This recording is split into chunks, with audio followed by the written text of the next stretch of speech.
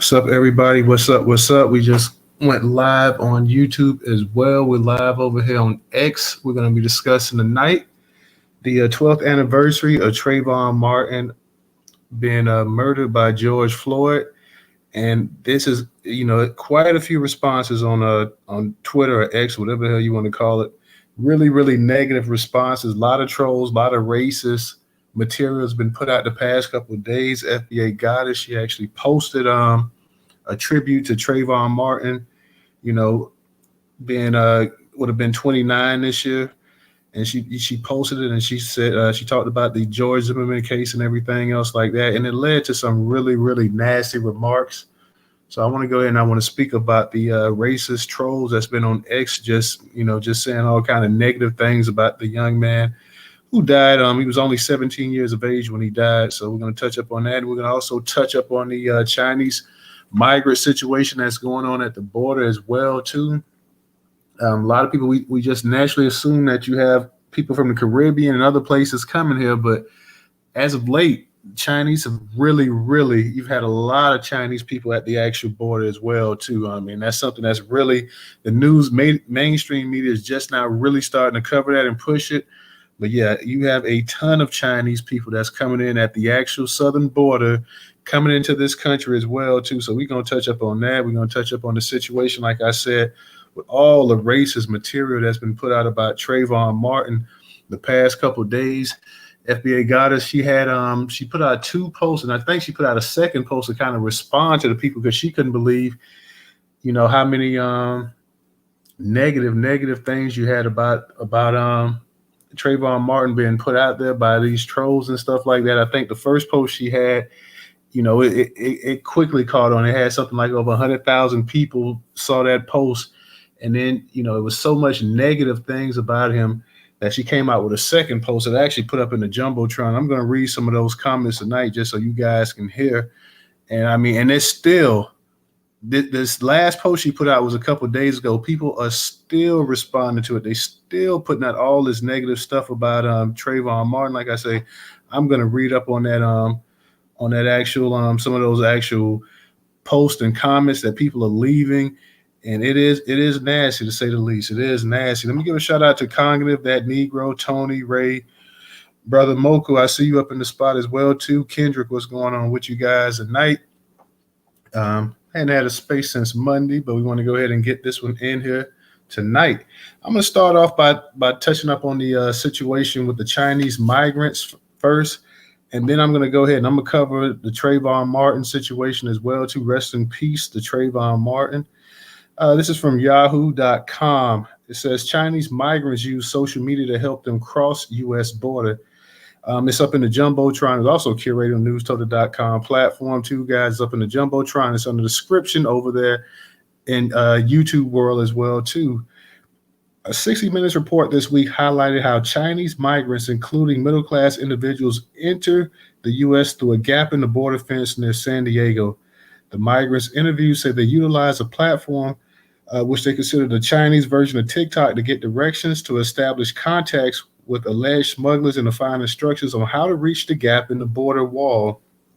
Some migrants revealed they undertook a perilous journey through Central America, while others took flights directly to Mexico, often via Ecuador, to take advantage of its relaxed visa requirements. According to some migrants, they connected with smugglers in Tijuana for a $400 fee to drive them to the border gap.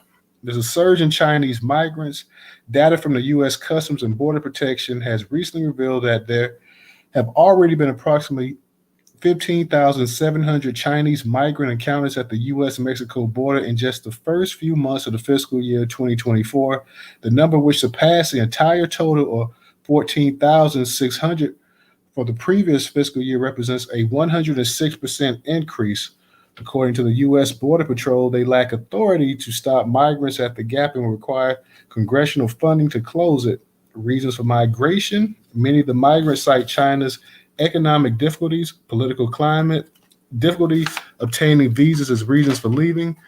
After crossing the border, the migrants surrender to Border Patrol, are processed and often released within 72 hours. Many of them seek asylum soon after, according to the Department of Justice.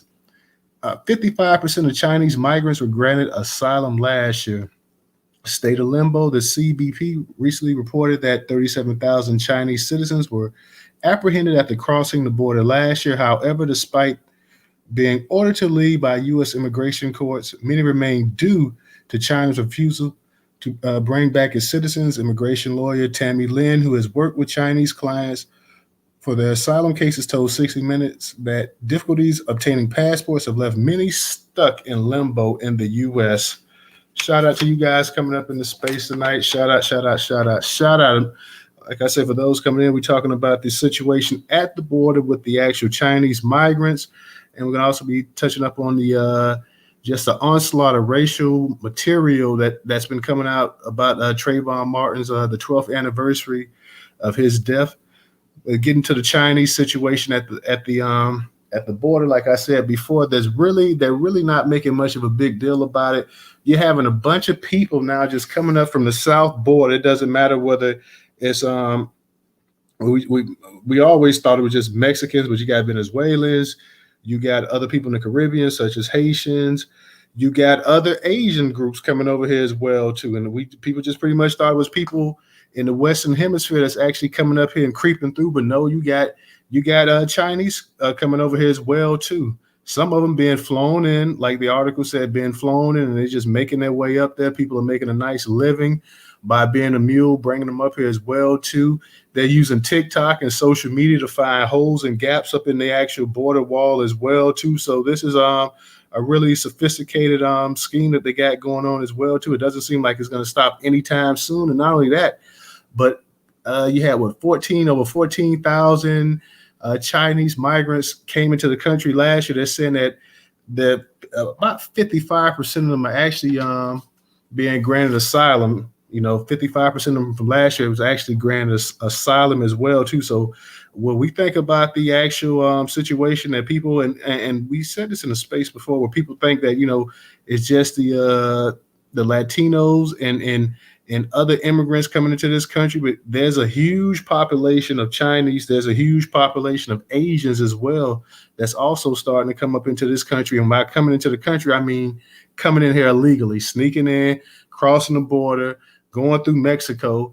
And you got to have some kind of pact, you got to have some kind of thing going on with Mexico for them to allow all these illegals to come in there, travel through their country, and then come right through the U.S. as well too. Talking about trying to fix this border wall, but I wonder exactly when that border wall is actually going to get fixed as well too. DJ, what's going on, man? Are you up in the space? Yeah, shout out to the Newstoter family. I'm out and about, but what's good though? Yeah, what's up? I know FBA got it. She's supposed to co-host tonight, but I'm not sure if she's gonna be up in the space anytime soon or not. So yeah, I'm not sure if what time she's gonna be up in here or not, or if she's gonna be up in here or not. Hopefully she didn't forget. But yeah, I wanted to cover the situation with the Chinese. We're just talking about that briefly right now, about the actual number of Chinese. So far this year already, we up in February, and last year you had 14,600 migrants from China that actually snuck into the country, got here legally or whatever. We're already at 15,000 for the first year, for the first couple months of this year. So you can imagine, by the end of the year, we may be looking at, if we got 15,000 now, we could very well be looking at 50, 60,000 Chinese migrants actually trying to come through Mexico and actually come to the country. So, it doesn't look like it's going to slow up. You add up all of the actual migrants all together, you're talking about a major number, a major number. So that's where we at right now. Did you want to say something, DJ? Or I know you said you was out and about.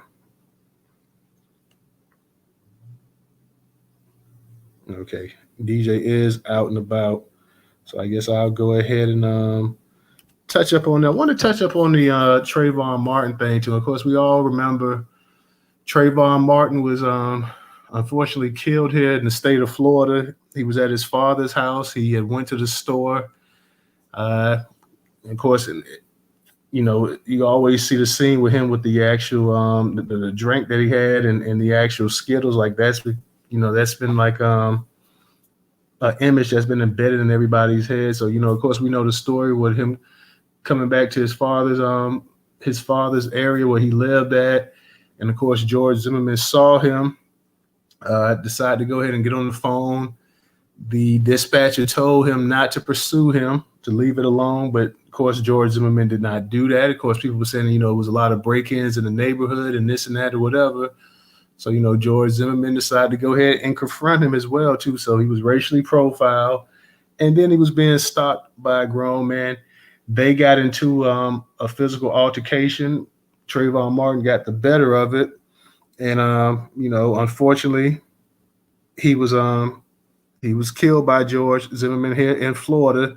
They went ahead with the stand your ground defense, and George Zimmerman was able to go ahead and beat the case. He was able to go ahead and beat the case, and that's been a big issue since then. That stand your ground law, especially here in Florida and throughout some of these southern states as well, too, became a big thing. Texas and some of these other states really use that stand your ground law.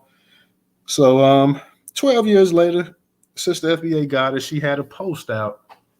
And, we always responded to the post, and she was talking about how old Trayvon would be if he was alive. And of course, talked about George Zimmerman's role in his untimely death. FBA Goddess was just in it. I don't know. Hopefully, we get you up here, FBA Goddess. I know you're trying to get up here. George. She talked about George Zimmerman's role in the actual, his hand in the actual murder, and that just led the crazies to come out the woodwork. And these crazies have been coming out the woodwork for damn near a whole week now, taking shots at a 17-year-old boy. Now, and of course, he's 17, so they say he was a full-grown man, but nonetheless, by law, he was still not an adult. So they've been coming out the woodwork with all kind of racial, just garbage that they just been throwing. Stuff that's really to the point that a lot of our people who actually got up in the actual post couldn't really get up in the post because it's just been overrun by white supremacists, to be honest. The vitriol and the nastiness and the things that they're saying in those posts. And she created 2 posts. She created a second post to go ahead and say, you know what, I was talking about this and that or whatever, but the hatred and stuff like that. And that seemed to only infuse these nutcases even more so that post was a couple of days old, and it's still drawing. I think it's got over 200 some thousand views. The first post was popular, but the second one just seemed to enrage these nutcases even more so, that if they could take this child out again, they would do it. They're sitting up here and calling him a piece of trash, and he was a thug, and he was on Facebook, and he was posing with this, and he was doing this, and he was doing that. And had he not attacked George Zimmerman, he would still be alive. And it's black people. You're sitting up here and you're praising this thug, and y'all take the worst of the worst, and you sit him up there and you prop him up on a pedestal. And he had some nutcase about he's glad that Trayvon is Black history because he's gone and this and that. So it was quite something. And this is the kind of stuff that these people saying that, if they were face to face, they would never say that. That's why being online can kind of give people the security that they need that they wouldn't have in real life. Because if they were face to face saying this stuff in a lot of people's face, first off, they wouldn't be saying it. Just straight up, they wouldn't be saying it. And if they were saying it, then things would get physical. And they have just been popping off saying a lot of stuff. Men, let's not leave the women out of it as well too, because they've been popping off, running their mouth as well too about him as well. So people trying to compare the case between Trayvon Martin to Kyle Rittenhouse, and they said, well, Kyle Rittenhouse defended himself while Trayvon Martin attacked somebody. And had Trayvon Martin not attacked him, he would still be alive, or he probably wouldn't be alive because he was a thug and his time was coming. So he was going to end up getting his one way or another. It was no way that he was going to live to see 29 years of age, that he was just a thug and a piece of trash. And his parents failed him. His community failed him. Black people failed him. And just all kind of nastiness, ridiculousness. I mean, I just like I say, it got to the point that I know DJ said he had to mute the conversation because he couldn't really take it. And I had to just, I had to get up out of there because if you feed these trolls, they're not going to stop. They're not going to stop. They came there with the point that, hey, they were going to attack anybody that responded in that actual post. I would tell my people don't even respond to it because you've been outnumbered. Hundreds, if not thousands, of them left comments in there. It's no point of even trying to debate these idiots. I'm just done with it. Yeah, I've never in my life. I mean, this is crazy to me because they are still, even from the first post, they are still in my mentions over and over. These people, they don't care. You say anything, and they're going to come and say something about Trayvon. I did not know that they had this much hate for a 17-year-old. It's just crazy to me. I mean, I'm not surprised that they are saying things, but I am surprised that it's so much. That good grief, this was it. When I think I posted that Monday, if I'm not mistaken. Yeah, I think the first one you posted Monday, and then what you came back and posted the other one yesterday. Yeah, because they kept on. I know probably about 2 days ago, I think, but they just kept coming. So I was like, they even posting his dead body. I'm like, where the fuck where did you even get that picture from? I don't get it. I mean, I'm like, he was a child. I don't care how tall he was. I don't care how strong he was. Whatever the hell they were trying to say, he was still 17 years old. For you all to have a 17-year-old child, they still would be 17. They still would be a child. I don't give a damn, how tall they are, how strong they are. They're still a child. You would want your child to be looked at as a child, not as a grown adult at 17 years old. And furthermore, they're getting mad at a child for walking home and somebody followed him and him defending himself. That's what is crazy to me. But okay. What they really was getting mad about FBA Goddess was that black people made us think about it. That Trayvon Martin is just the he's just the one that they use as the frustration to take it out. But they're upset with black people in general. It's black people that's the frustration. That's why they're upset. Trayvon Martin, like I say, he was just a means, for them to go ahead and express the actual vitriol and hatred that they have for black people. And let's be for real. You can be 14 years of age, and if you black and you're a certain size, they look at you like you're a grown man. Oh, you see how big that boy is, and they've already determined this and stuff like that. When they talk about that, they assume that black people can take more punishment than other people, and black people are more prone to this and that or whatever. So, Trayvon Martin was tall for his age, a wiry kid is what he was.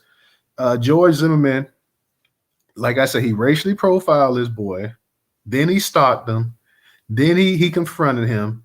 Nobody knows how the fight ensued, who threw the first punch or whatever. But at the same time, this kid, he's going home. He's not looking to break in anybody's house. He's not looking to cause any mischief. He went to the store. He's got Skittles. He's got him an iced tea. He's going back home to mind his business. Zimmerman felt like, hey, you got no business being in this neighborhood. Like a lot of white folks, and then that's another thing I saw them put in the post and stuff too. Like, he's not white, he's Hispanic. Well, Hispanic is not a race. He classifies himself as a white Hispanic, and you guys know this. But they kept trying to throw that out there as well too. This kid is coming home at nighttime where his father lives at. He just went to the store. He's not looking to get in any kind of trouble, He's not. What he's looking is to get back to his house. George Zimmerman was this wannabe cop. He did want trouble. He did want to start something. I believe personally that he went ahead. He started something. He got up on this boy's face. A fight ensued. He thought that he was dealing. He thought that because he was a man and whatnot, that he would get the better of him. And this boy started beating the crap out of him, and he killed him. That's what I believe, And I know people say, well, he was found not innocent and this and that or whatever. Well, we are talking about the state of Florida as well too, and the prosecutors in that case were some of the dumbest prosecutors. Like to me, it almost seemed like they intentionally tried to throw the damn case. The prosecutors that came up there, I don't believe that they were really content on trying to win that case. Personally, I've never felt that way, and a lot of people in Florida felt that way as well too. They bungled the entire case. They bungled it. But just getting back to I your didn't feel like they wanted to prosecute. I think they did that because they only brought it because of the attention, and then they was like, okay, we have to bring it, but they didn't want to prosecute it, so that's why they didn't even try to carry it through. No, they just went through the motions. They said, well, you know what? Everybody's demanding that this be brought to court. No, they would have been fine to, hey, this was self-defense and this and that, and this is, unfortunately, this is how it ended. They would have been fine with that, but everybody made a stink about this. Everybody said, hey, this ain't right here. And then they had to go ahead and they had to put on this turd show. They had to put on these theatrics, like they were really trying to. Even when they put the friend on the stand, the girl, and she set up, and I heard that testimony. I was at work that day, and I'm like, oh my God. I'm like, I know this fool prosecutor did not put this girl up here to say this right here. I'm like, they intentionally throwing this case. And sure enough, you already knew when the verdict came in. I already knew the verdict came in when they read it. I said, yep. I say this surprises absolutely nobody. And the same people that was leaving those comments and stuff like that, they felt like justice was served. Now, they don't feel like justice was served in the O.J. Simpson case. O.J. got over. O.J. did it. O.J. deserved a fry. But they felt like justice was actually served. And anytime you see a young black male that's killed that way, they feel that basically he got what he deserved.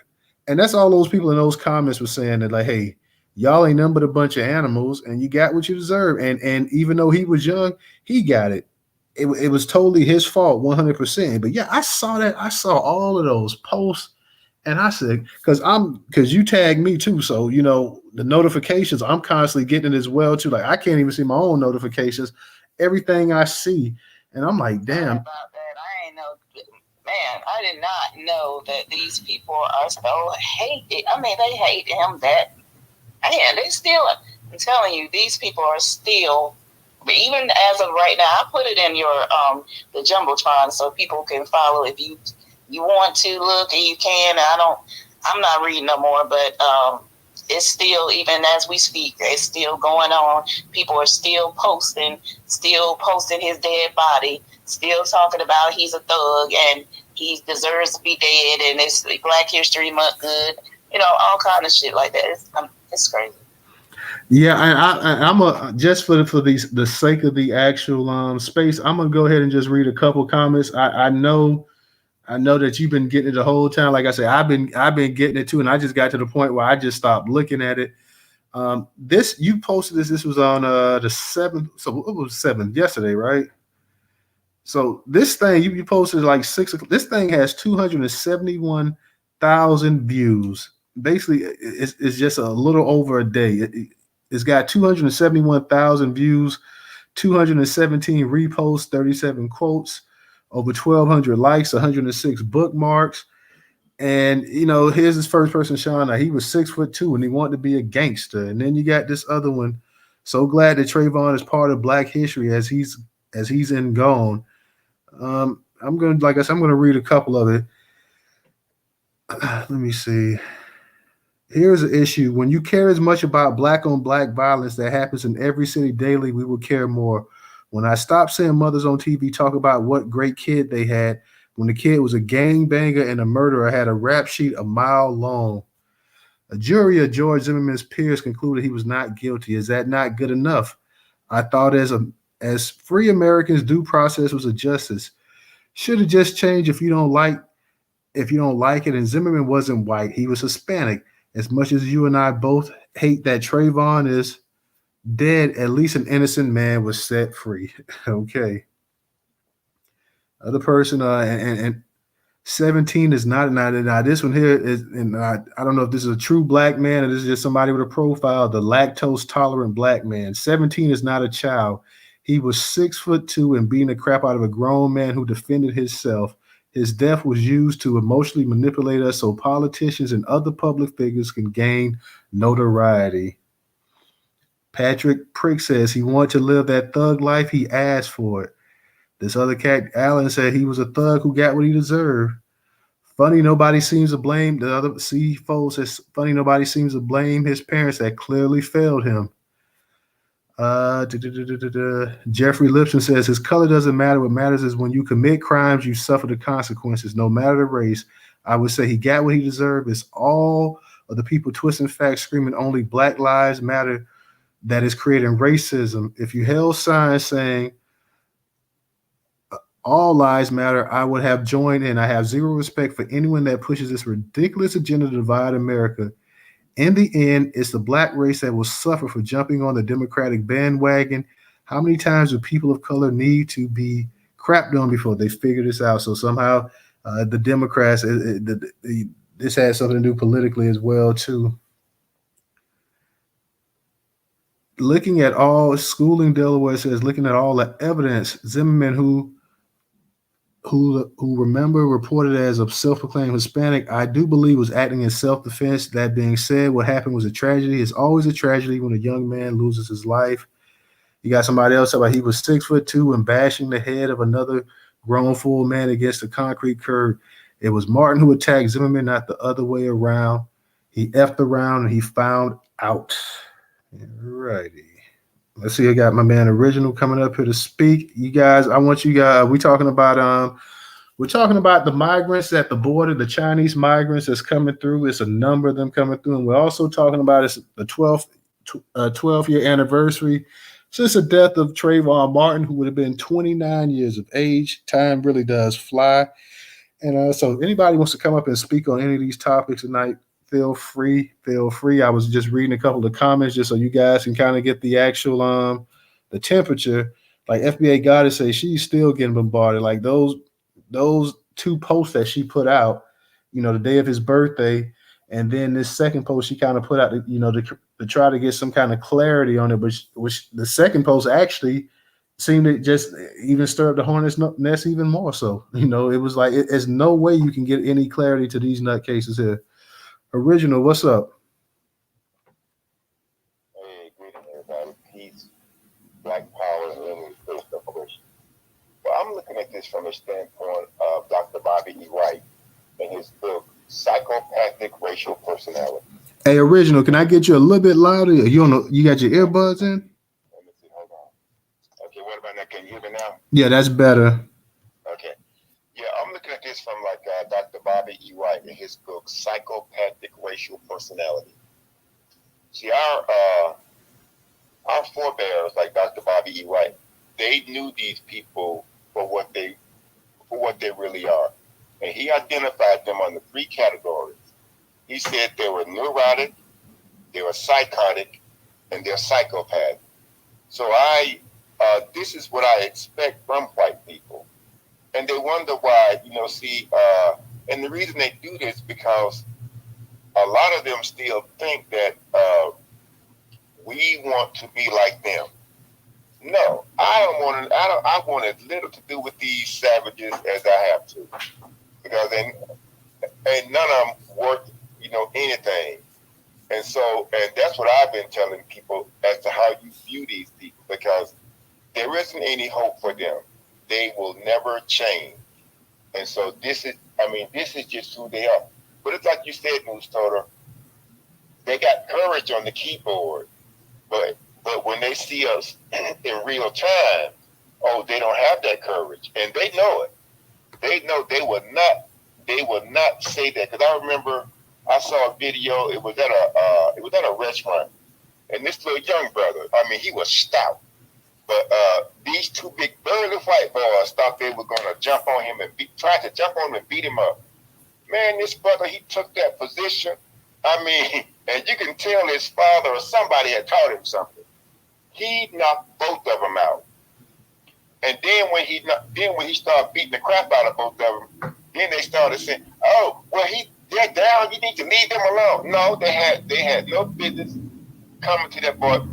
Thought they was going to bring him some smoke, and he gave them the smoke. So that's how they do. So I just tell everybody, yeah. See, I think I like that post. I'm just now hearing about this right here. So what was going on? I'm just now hearing about this. But I did send one person a message, and I hope he is disappointed with the message that I sent him. So, and it wasn't a nice message either, you know. So, but yeah, I just tell everybody, just see these people for who they are. They have never been good people, and good is not in them. They're not capable of anything that's good. And even some black folks get mad at me when I talk about these people like this. And I'm like, well, that's your problem. That's what you have to deal with.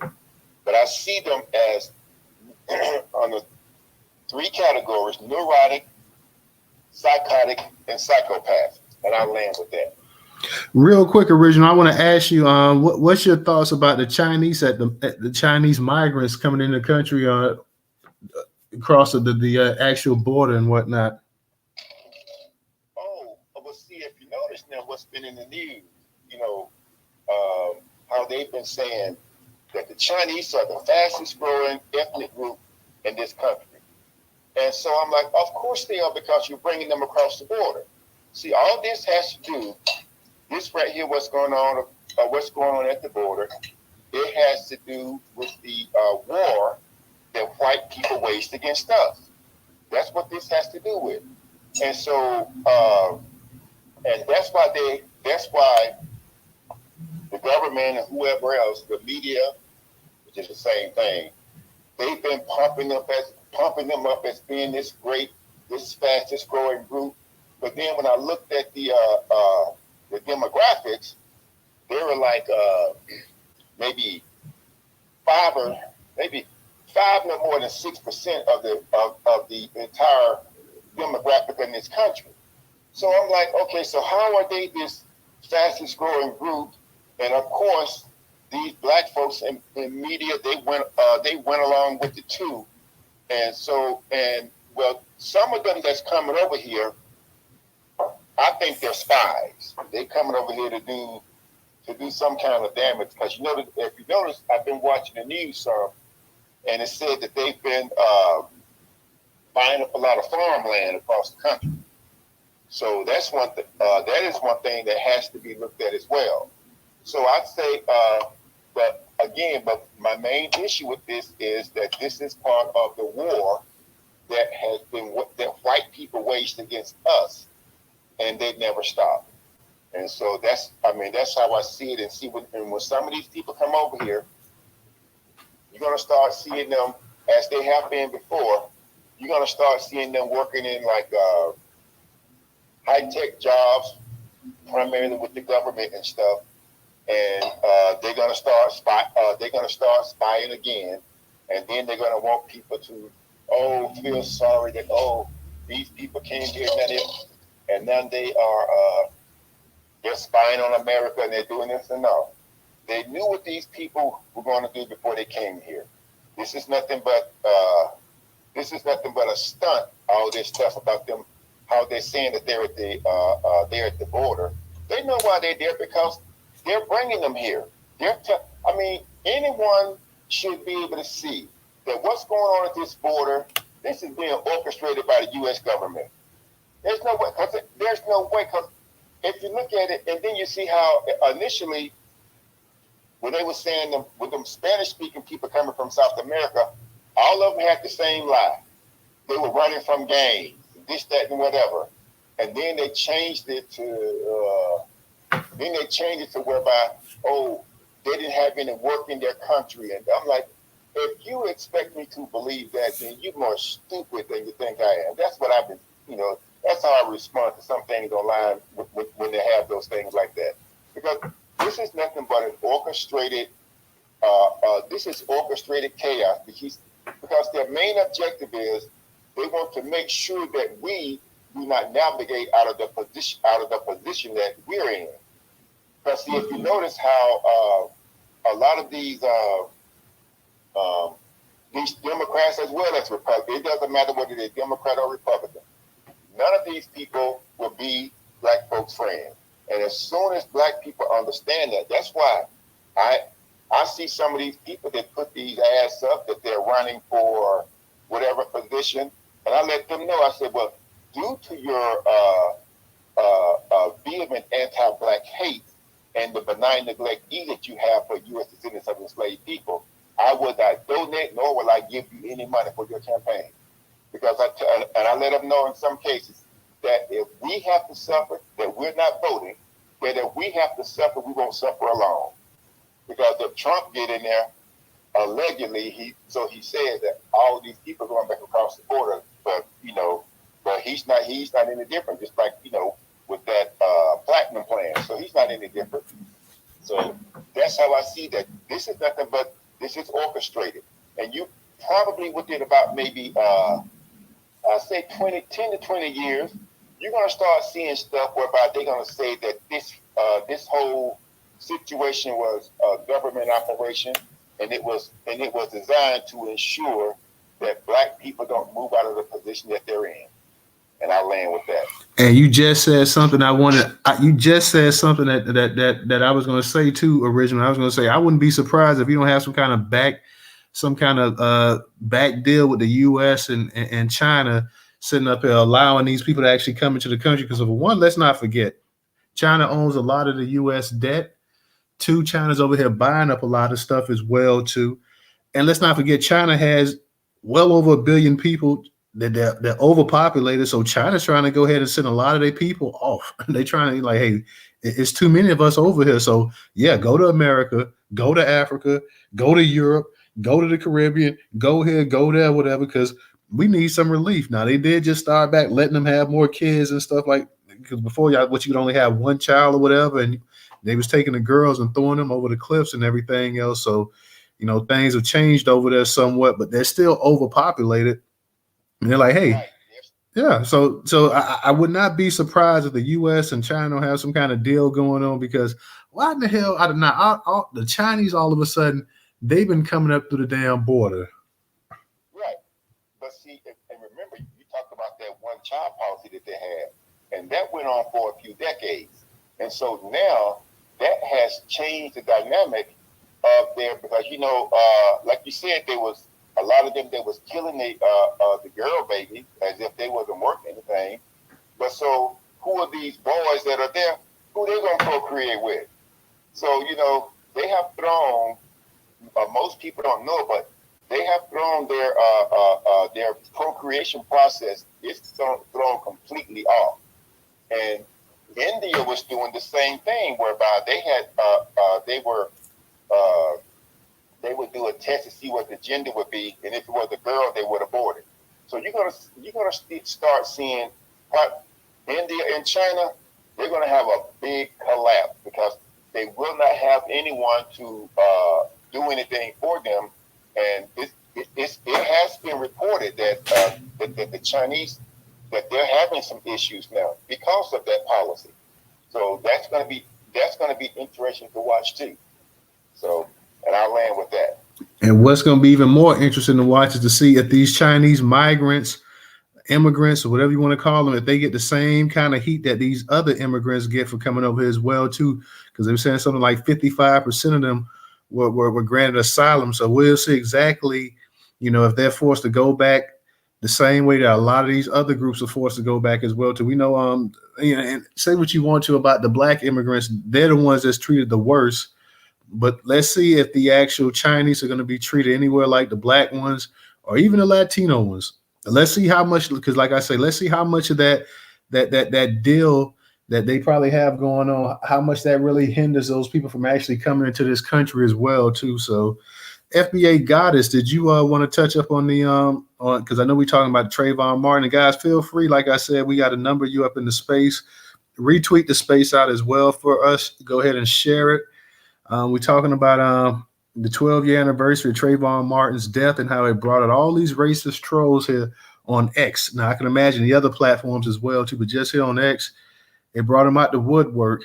And we're also talking about the Chinese migrants that's now pushing their way, and this is one of the reasons, like Original was saying, they're one of the fastest growing groups in the country as well, because when you look at the legals that come over and then you throw in the illegals, now you got a huge problem coming on as well. And if you're talking about, we see that it's almost an unlimited amount of people, in these Latin American countries, because they're right here.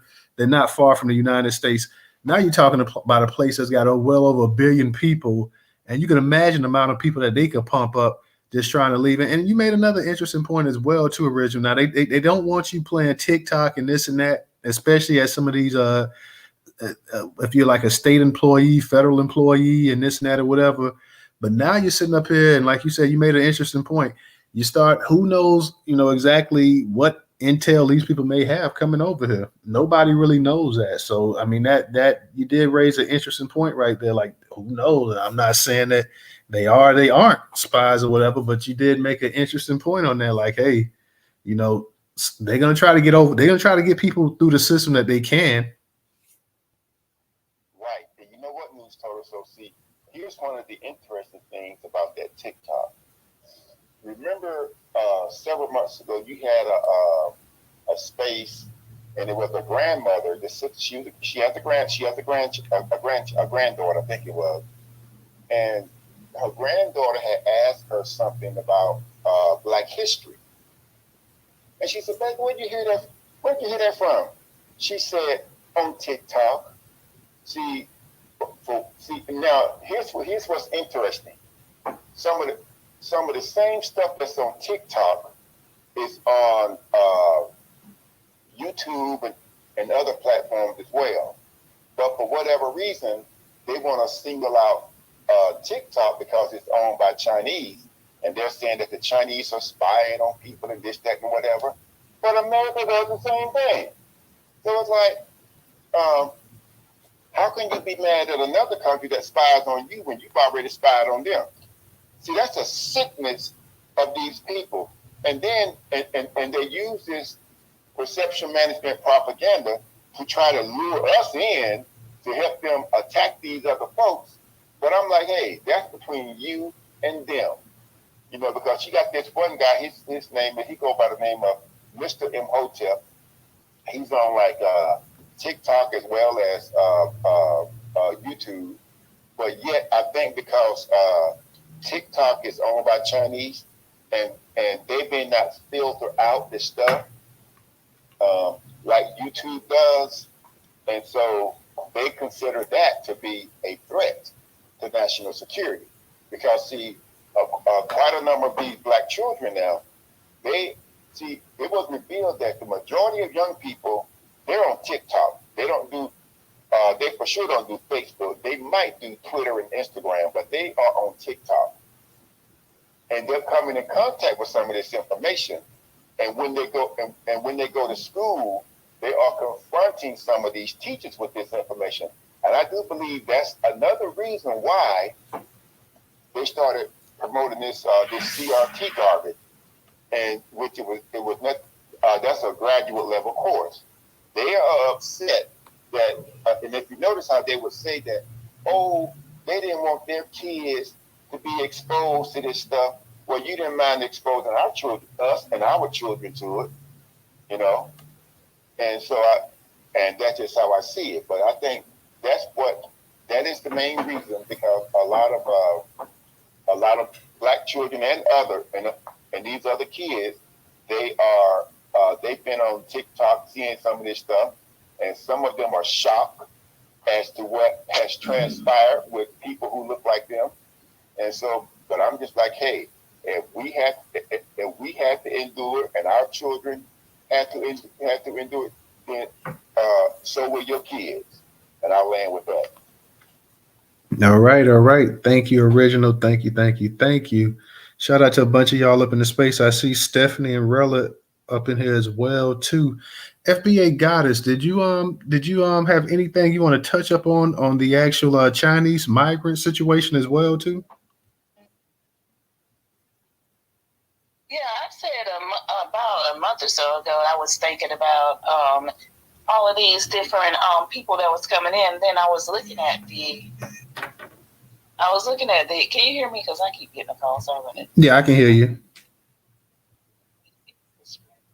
All right, so I was seeing that, and I was like, what it looks like to me is that they're trying to get a lot of men that are fighting age from around the world, not just for China, but they're getting them from everywhere, and they're wanting to deplete their army so they can, or their military, so we can get them and bring them over here. All of them are in fighting age. If you're looking at those videos of those men and women, not just the men but women too, that are coming over, they all are young, and they all are in fighting age. There just had some just coming through not too long ago, I think recently, because I posted it, coming through California. So they're coming through every where they can into the United States, and I really honestly believe that that's what they're trying to do. They're incentivizing them to come to the United States so that they can join our military, because I don't know if you all seen it where they are recruiting them, because they're saying that we are there. Not recruiting as far as within the United States with the citizens. They're not enlisting. So they are now trying to get people that are undocumented, saying that they are able to join the military. I know they were saying that they couldn't find one time they were trying to say they couldn't find I guess enlistees as fit as they have in years past. If they're having a harder time finding people, they may want to go ahead and start offering a little bit more incentives as well too, to try to go ahead and get some of the some top-notch candidates coming in as well too. Like I said, I look at this thing like this right here, like I say, because they and we did and I think back in 2022 we did a space where China was actually China actually had police stations over here throughout the world in different countries, and the United States was one of them as well too. So that there should just draw all kind of just like, no foreign nation should have a police department anywhere in the United States of America, period.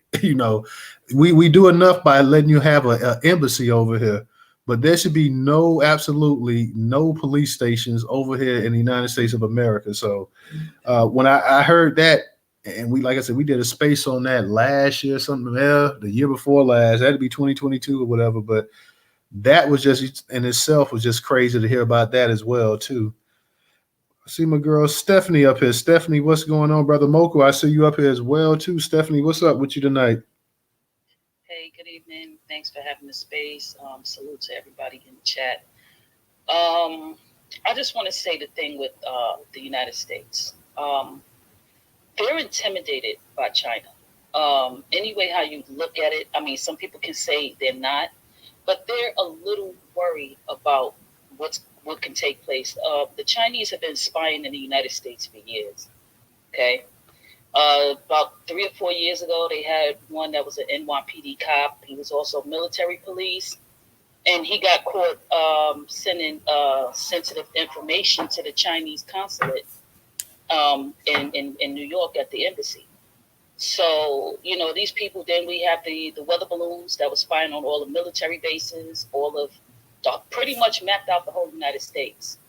So, these people have long been a threat to us, and let's not even speak about the undercover CIA agents that we sent over to China that mysteriously disappeared. So, it's just a lot of things as far as that. They've been spying on us for years. It's obvious that our presidents haven't been doing much about it. The only one who's been a lot more vocal about it was Trump.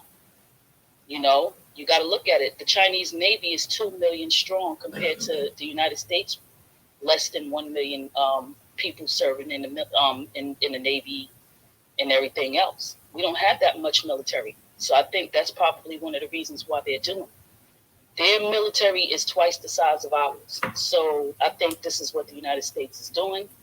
They even put out ads that you don't even have to have a high school diploma or GED now. Or you can just have the latter of the two. So they're desperate.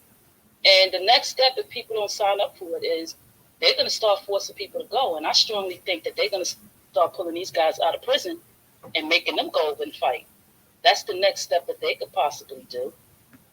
Now, far as Trayvon Martin, my condolences. I always give my condolences every year. I mean, all the time. I mean, because that was a life that could have made a big difference in this world, and his life was snuffed out at an early age. No questions, nothing. But by someone who was not even authorized to be a police officer, let alone be a decent human being. And people celebrating it are just as bad as he is. But don't worry, karma comes back to people like that. Their chickens is going to come back and roost. You know what I mean? I mean, look at what they do to Emmett Till every year. Fred Hampton's gravesite with so many bullet holes. What could a person that's been dead for more than 50 years do to you? You know, and it's really the sad thing. You know, what could a 17-year-old child could possibly do to you when this person clearly instigated the whole entire situation? Had he kept going, listened to the police, and kept going, maybe somebody would have intervened and questioned. Okay? This just shows blatant racism. They refuse to let go of their hate. And it's eating them alive. And they're just, a lot of these people wouldn't even say anything to you in your face, but they have enough testicular fortitude to be online and just act like they're the biggest, baddest things in the world. They don't have a life. It just goes to show you how loud and wrong they are. And they're going to pay for their wrongdoings, whether it's cash or whether life itself is going to destroy them. You know, they don't have any good, and no good will come to them in the end. You know, the only thing I'm going to say to everybody in this room, every Black person, Black American person in here, protect yourself at all times. Practice your Second Amendment rights, okay? And if possible, take up some boxing courses, take up some form of mixed martial arts. Do whatever it takes to protect yourself and protect your family, because these people are doing nothing more than accelerating a race war. And we have to be prepared, and we have to prepare our families for it, you know, because, I mean, it's just really getting hot out here, you know. So I'm thinking I have to go and protect, you know, look up other ways. I mean, I have ways to protect myself, but I can't say everything here. But, you know, I have to take up some form of self-defense, you know. So I think everybody should do the same thing. I don't want to hear any of our people dying at the hands of these illegal aliens, you know. So with that, I'm good. Thank you for letting me speak. All right, thank you, Stephanie. I saw a cat had came up in here to speak, but he dropped out of here. I wonder if it was a troll. Because I know they probably seen the title of the actual room. So the person was up in here for a second and then dropped out and left the actual space as well too. So I'm sure I'm sure more than likely that had to be a troll that was going to come up here and say something. So and it's crazy. We got all of these people popping off in the comments section and stuff like that, but none of them would come up in this space and actually speak when they were saying all of this crazy stuff as well too. So that pretty much mother posted something that day too, and on his birthday, and I can just imagine all of the mess that she's hearing. You know, as I'm seeing this craziness, and that wasn't even my son. I can just imagine what she's seeing, and I'm hoping she turned the comments also she didn't turn them off, but I don't know. I don't know. It's ridiculous. Yeah, I saw and I actually retweeted it out. I didn't read all of the comments, but the few comments I did read were pretty positive, and everybody was just offering their condolences and saying really positive things. So now, like you said, I didn't see it all because I think her post had something like over 3 million views. So, you know, I'm sure with a post that had that kind of reach, it was bound to bring out some crazies as well too. And you know, that's how disrespectful people are. You know, if you feel that way about Trayvon Martin, definitely don't leave a post on his mother's you know, thinking back about her son, you know, that was killed at 17. Don't definitely do that. But we know how people are, especially on social media. And people like to see they like to try to make people as miserable as possible as well too. So it wouldn't surprise me. I know it wouldn't surprise you if somebody actually left something crazy out there like that as well too. So, Brother Moku, I see you up here. Did you wanna speak real quick? Anybody else that wants to speak as well too? I see we got a number of people that's up in the space, guys. feel free to come on up here and like I said, we got two topics that we're discussing tonight. So you can talk about the migrant situation with the Chinese. You can talk about the Trayvon Martin situation as well too. And like I said, that post that FBA goddess she put up, she put up two in this week, and they both got a lot of people to actually view them, and they have just a lot of nastiness came out of those posts. Just a lot of anti-blackness and just pure hatred came. People actually, like she said, I saw the picture FBA goddess, and I didn't click the picture. I didn't think it was a real picture. Was that his actual? That was his actual photo when he was murdered that they were posting online. It was several different ones that I seen, and then I seen the one with his whole body. So it looked like the actual picture. I don't know.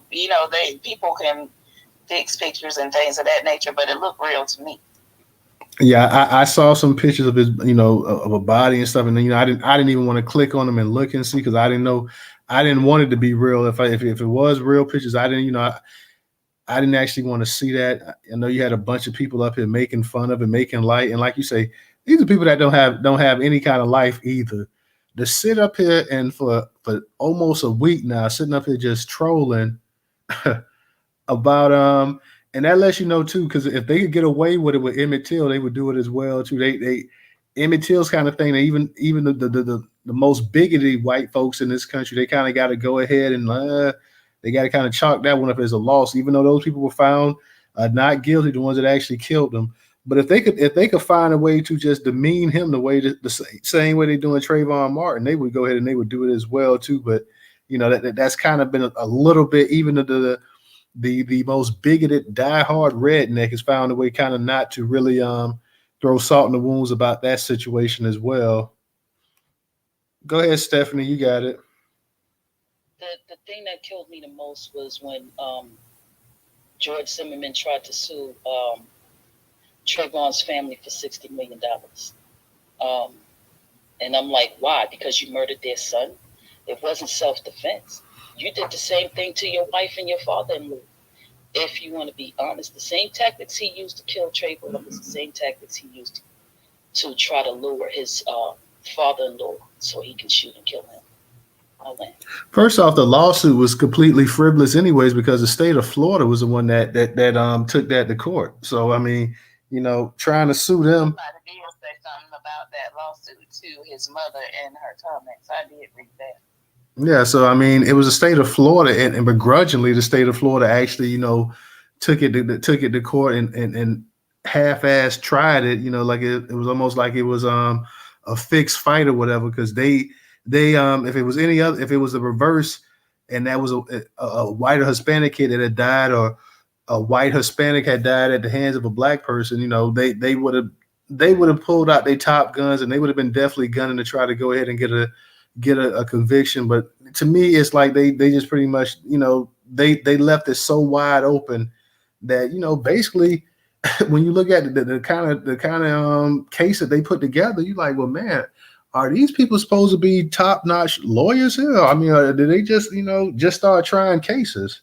So like I said, when I some of that stuff, when the trial was actually happening, and I saw the witness, like the one black girl, and I just said, oh Lord, I just knew that he was going to get off. I was like, I felt it anyways, because you can start to feel that sense in the country when that people talk about how black people play the race card and this and that, whatever. But whenever you have one of these cases like this right here, it's always black people playing the race card, but white folks always feel a certain way about these cases.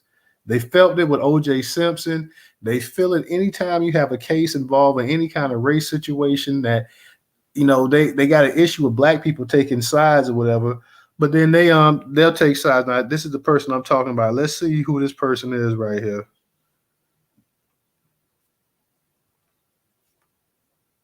Let me see who this person. The person, I did approve him to speak, but he must have dropped back down.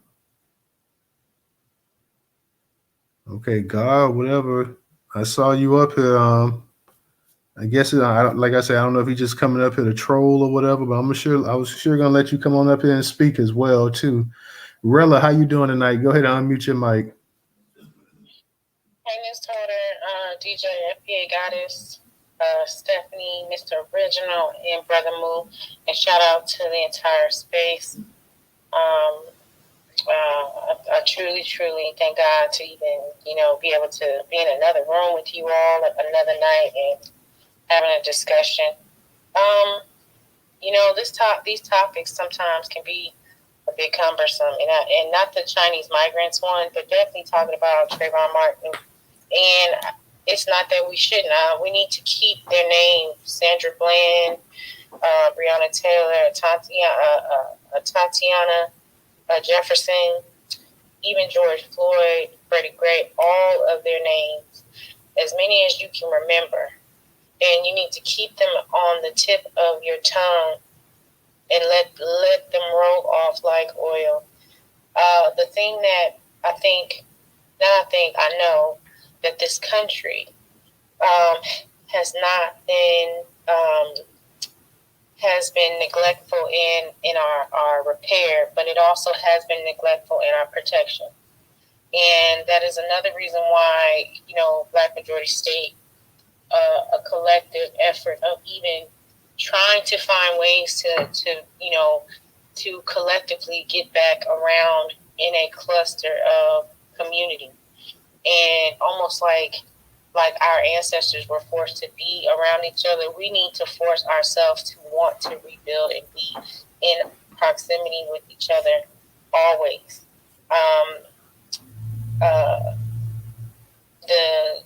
I love what Miss Stephanie said. Condolences to Trayvon Martin and all the names that I mentioned, because even Tamir Rice. Oh my gosh, there was another little girl. I never can remember her name, but I see her face. I see her barrettes and her beads, where her life was taken by SWAT entering her family's home while she lay asleep. I'm saying to you that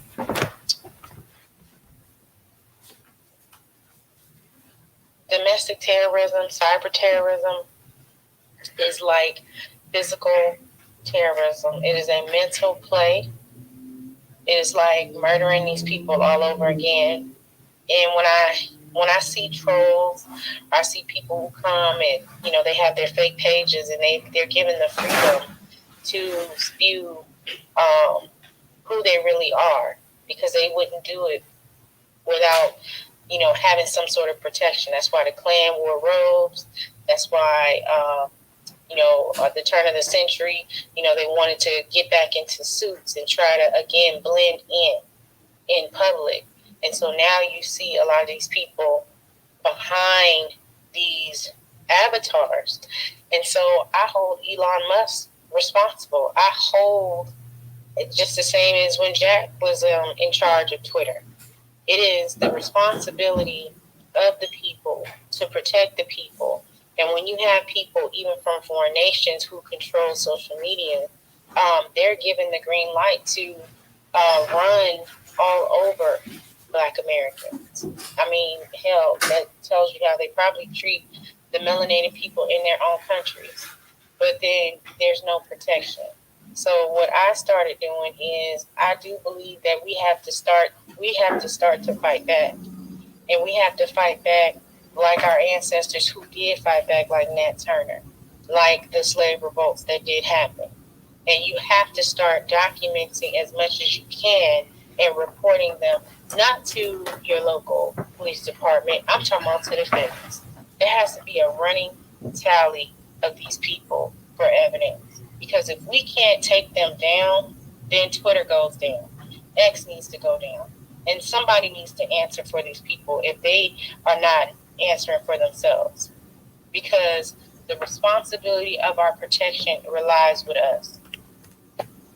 It is our job to protect ourselves and each other. So, that's that. The Chinese migrants coming through the border, it's a flood tactic, something they've always used. And I think, shout out to Goddess. She came on some time ago, and I remember her talking about the soft invasion or the soft targets. There's, I think that's how she said it, but I might be quoting it wrong because my brain is running fast. And she was just talking about there are ways that they're going to try to erase and get rid of people, and they do that by flooding. Now, do I believe that they're going to try to use these people to go to war? Yes, I do. Will this happen? I don't know. Only time will tell. Is it a problem for us? Yes, I do believe it is. I do believe it is. Hold on one second, Newstoter. No problem, no problem. That's a real possibility. They may use some of these actual people from other countries and get them in the actual military as well too.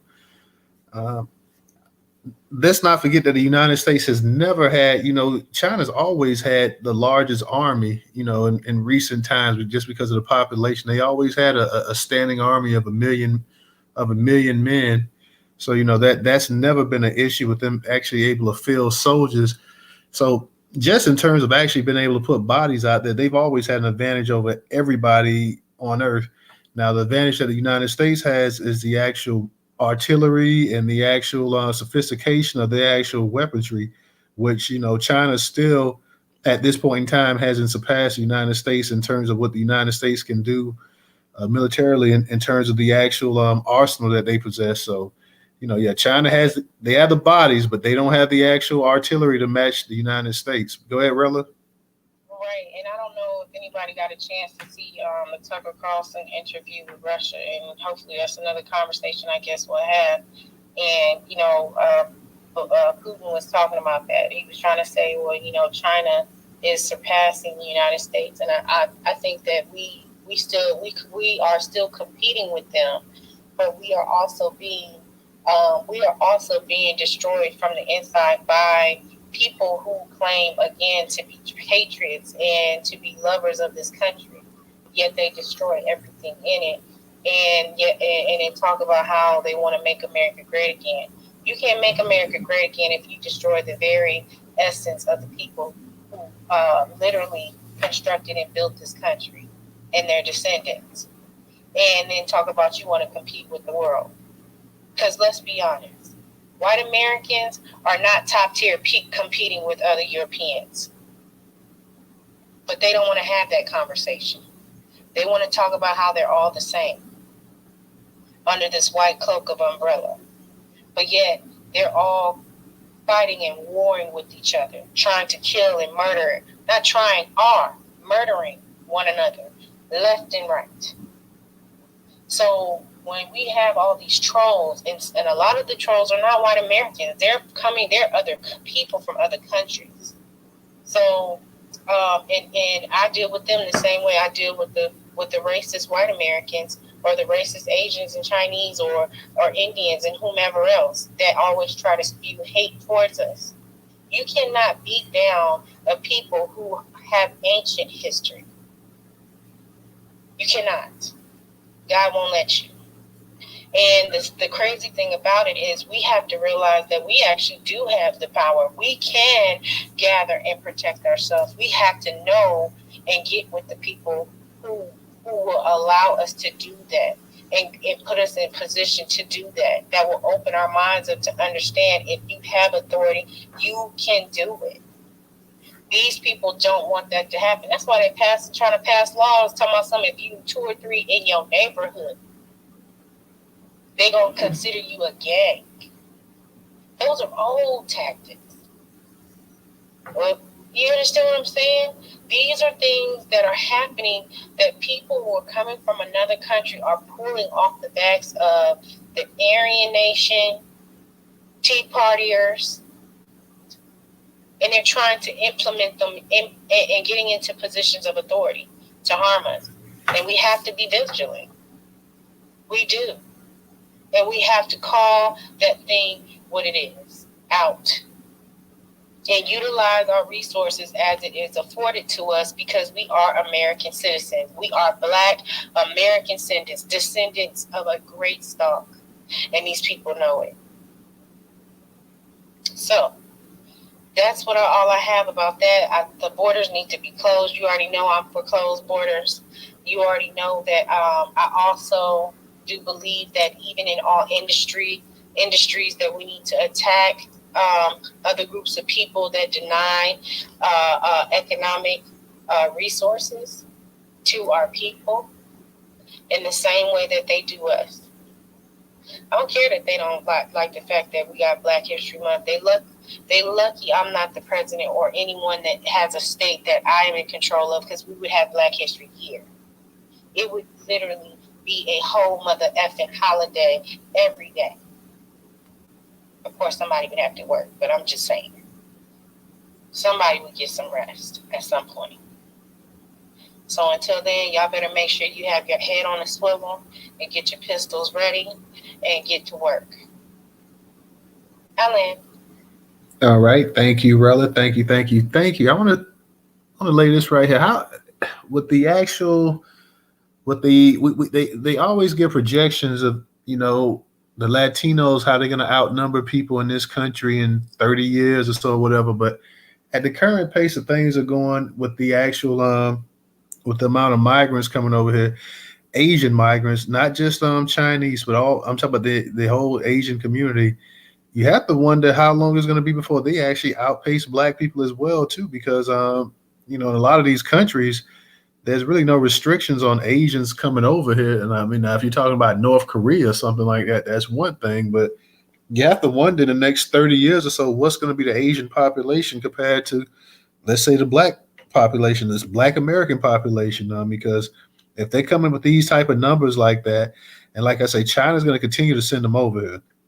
China's trying to get as many of its people over there that they can afford to lose. Now, the top of the line, people that they can't afford to lose, they're going to try to keep them there. But China, India, these places are packed, So you got to wonder in the next 20 years or so, how many of these people can actually be coming to the United States and calling the United States home as well? Because apparently the United States feels like, hey, we can house 1 billion people over here. We can house 1 billion people over here and still be comfortable.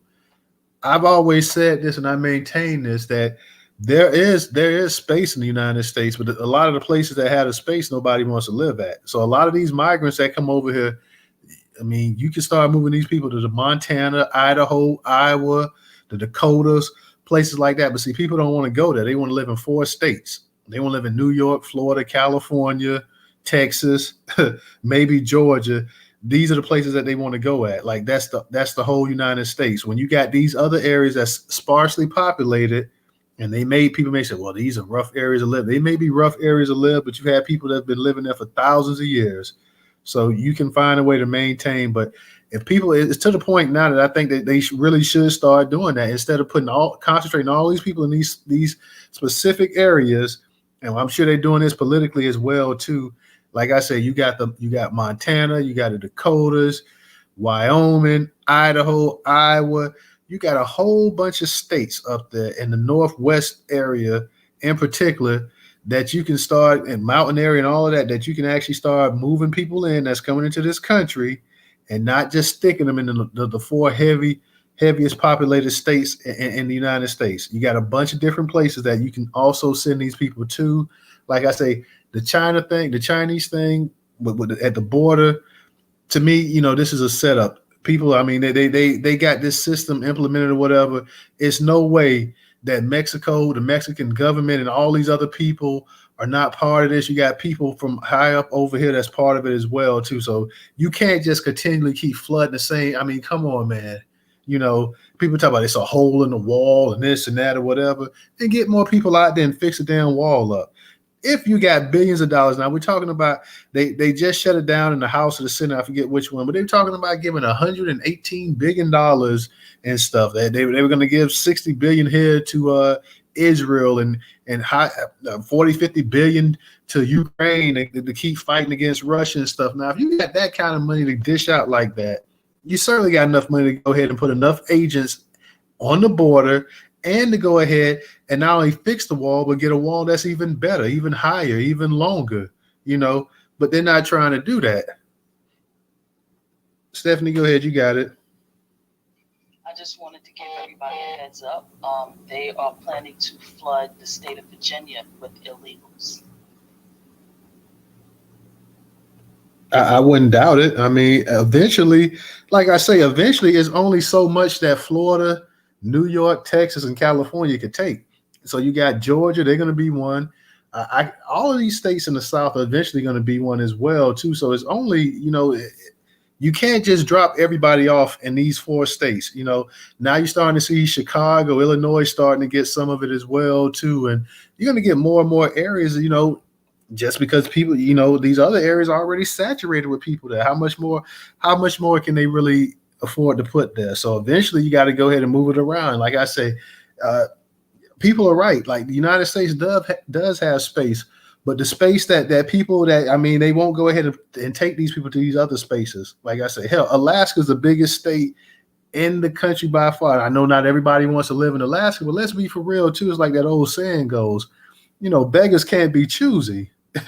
You may not want to live there, but some of these other places that you're coming from are still going to be better than the places, or the places you're going to still be better than the places you're coming from. So, yeah, you want to come to the United States, and maybe it's not the particular area that you thought it would be, but hey, there's room in these other places as well too. Some of these states, these huge states with all this terrain here, barely have 1 million people even live there. The state of Montana might have 1 million people live, and I know people say, well, Montana's harsh in the winters, and the winters are 6-7 months long, but hey, it's still a place in the United States. You still can go there and you still can make a living. So you just have to go ahead and get used to that climate. But we can't afford in all these other states, man. We just can't afford here, especially in the South, to constantly keep pumping it in with more and more and more and more and more and more people. They don't want to go to those states because of the climate, as you said. They want, because they're coming from a warm climate, so they're trying to keep to this thing. But I don't understand why they're going to Chicago. But anyway, it's like I said though, beggars can't be choosy. I mean, you want to come, like, and that's the government. Like, hey, you don't tell us where. Like, first off, you coming into the country illegally, so you don't dictate where you get to live at.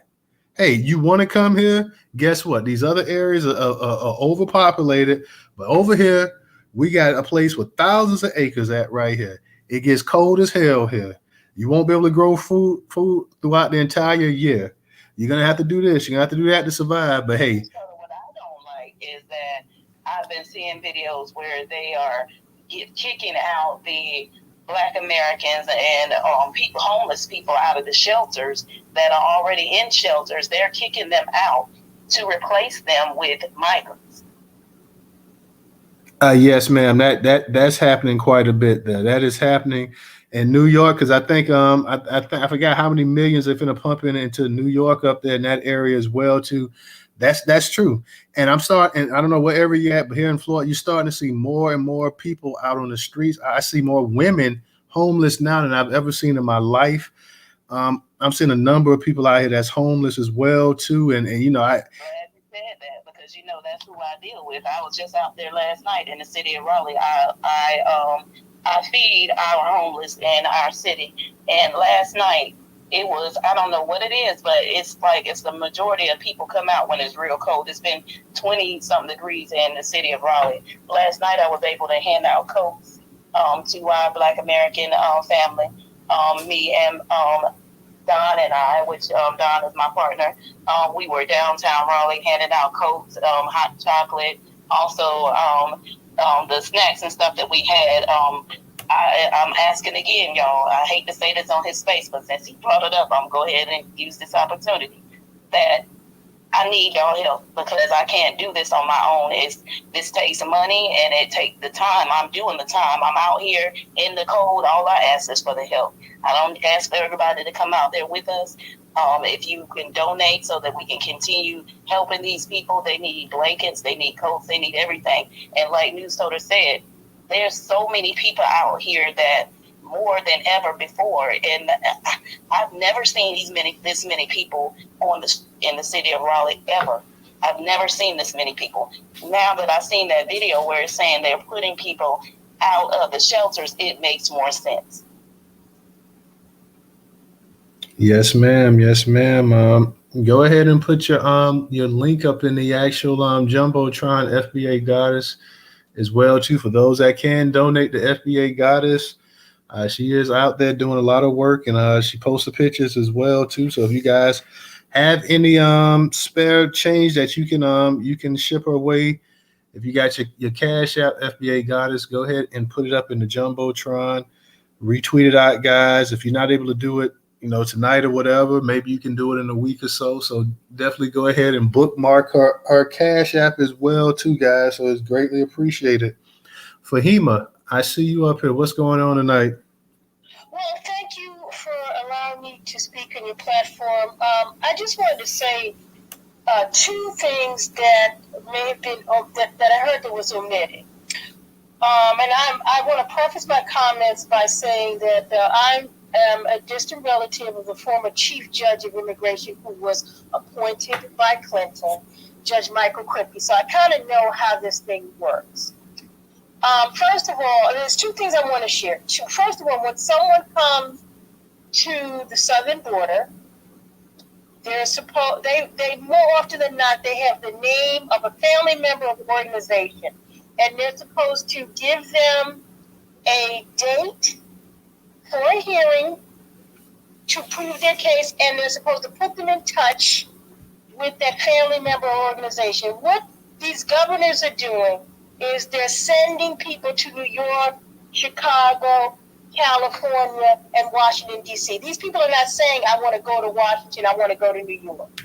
They want to go to the place where their family is in this country, or the organization name that they have. You may remember someone in New York had committed suicide in one of the migrant shelters because that person was in New York City and their family members was in another state, and they didn't know New York from Adam's apple. Okay, they didn't know where their family member was, and they committed suicide because they were in the state and they didn't know how to get to that family member because the governor from Texas shipped them to New York. The other thing I think is very interesting, there was a bipartisan immigration bill. Kristen Sinema was on the news this past weekend talking about the bipartisan immigration bill that would have hired more Border Patrol officers, would have hired more judges to expedite these asylum claims. And former President Trump he killed the bill. He told them not to vote for it, and then they did. But it was a bipartisan bill that would have given the Republicans everything they wanted in terms of lowering the amount of people who were coming across the border. So I just think that we need to make sure we have all the information out there. And if they were to send people to Alaska, let me just say this, there are meatpacking jobs,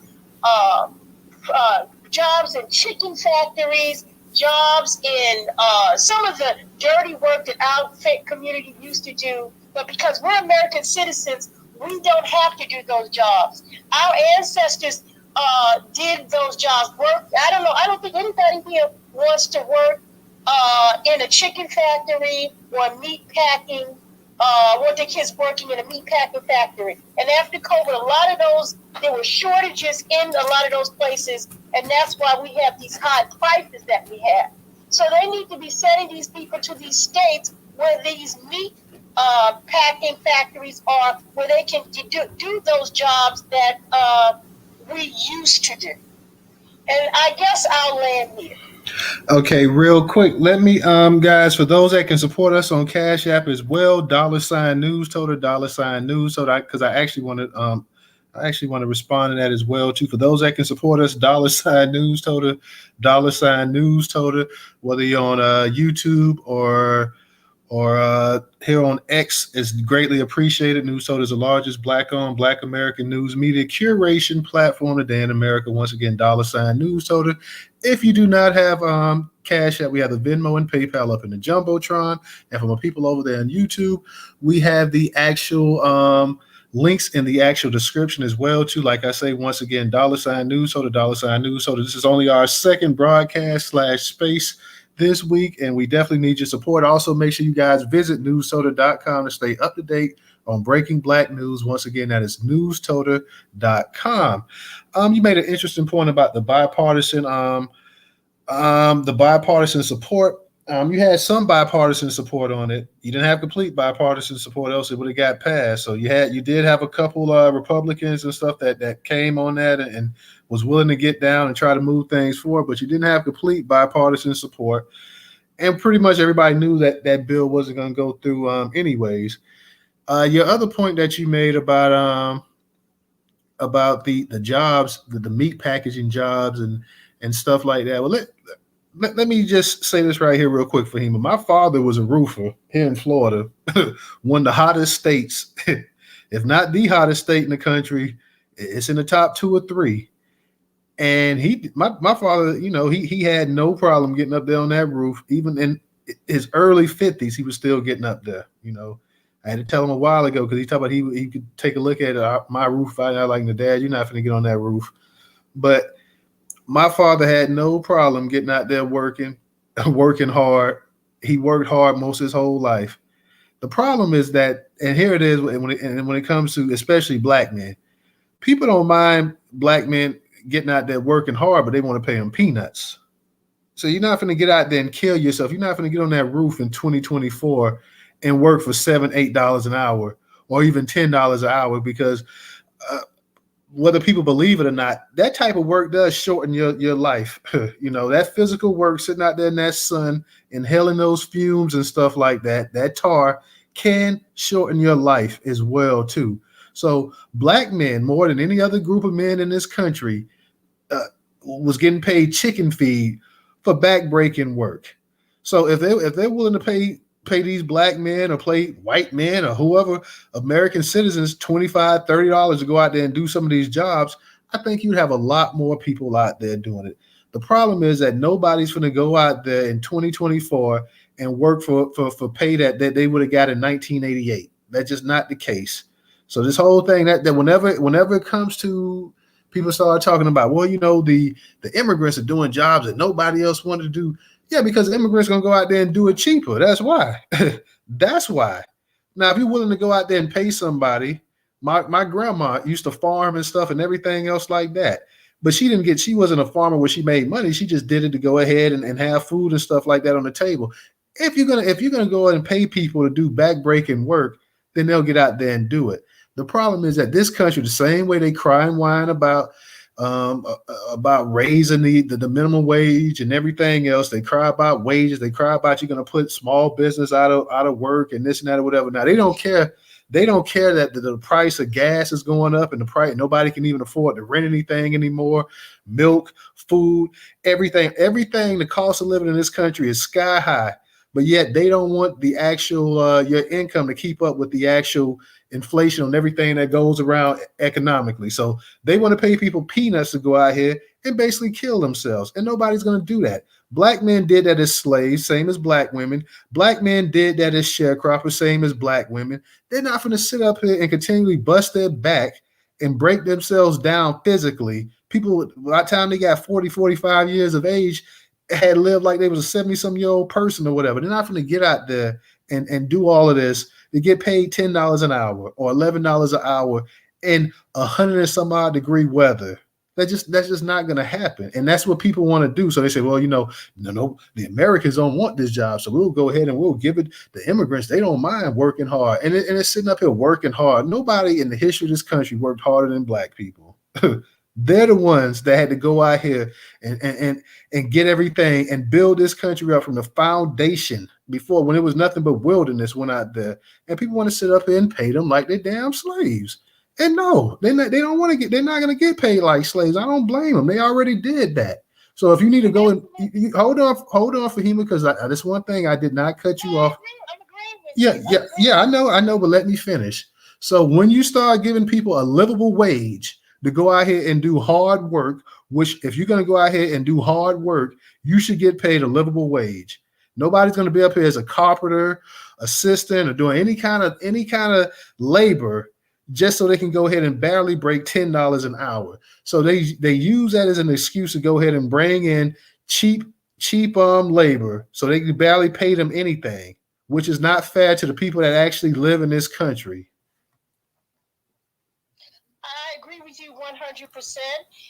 And the things that you just laid out, our people did that kind of work. They had aptitude to do other things, but we were denied opportunities. And many of those people worked to make sure that their kids didn't have to do that, because they have the opportunity in this high tech industry to go to school and take advantage of. As American citizens, we have access to opportunities that our ancestors didn't have access to. We don't have to work in chicken factories. We don't have to shuck oysters. We don't have to work in meat packing factories, because we have other opportunities available to us. That's true. We do have other opportunities available to us, but let's be for real. If you do not go and get educated, if you do not go and get a trade, you may have to do some of these jobs. And some of our people who say, you know what, I'm tired of going to school, I need to go ahead and find employment right now. Maybe that person doesn't want to go to college or junior college. Maybe they're not right now going to get them a trade. But if the meatpacking place is hiring, then they should go ahead and hire these American citizens if they're willing to go in there and work, but they need a livable wage. So that's the only thing I'm saying is I agree with you to a certain degree, but even though we've done all of this stuff and we don't have to do it anymore, some of our people are still going to have to do it. You're going to have laborers in life. That's just how it is. Everybody's not going to be blue collar, so you're going to have people that's laborers as well too. I mean, I shouldn't say blue collar, but everybody's not going to be white collar. So you got to have blue collar people as well in the economy as well too. Let me go ahead real quick and get to Stephanie. Then I got you, Original, and Rella as well. You just touched on what I was about to say. There are Black people that are still doing these type of jobs to this day. Okay, case in point, correct me if I'm wrong, Rella or Original, because I know you guys know this.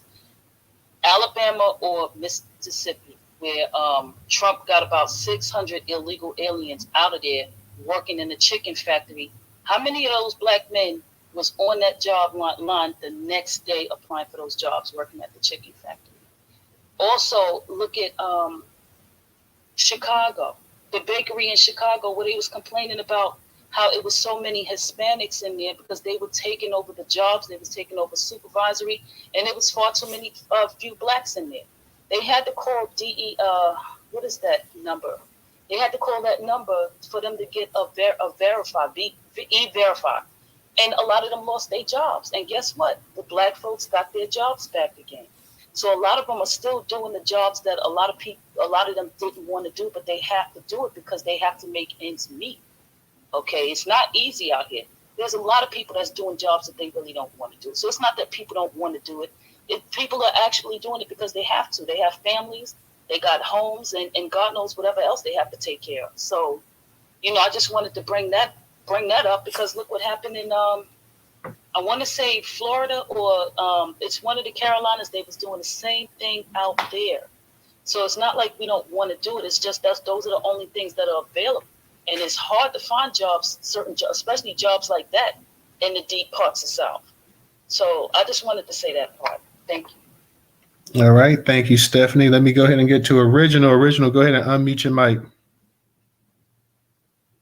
Yeah, I'm in agreement with Stephanie because that is propaganda. That when people say that these alleged immigrants are doing the work that Black people don't want to do.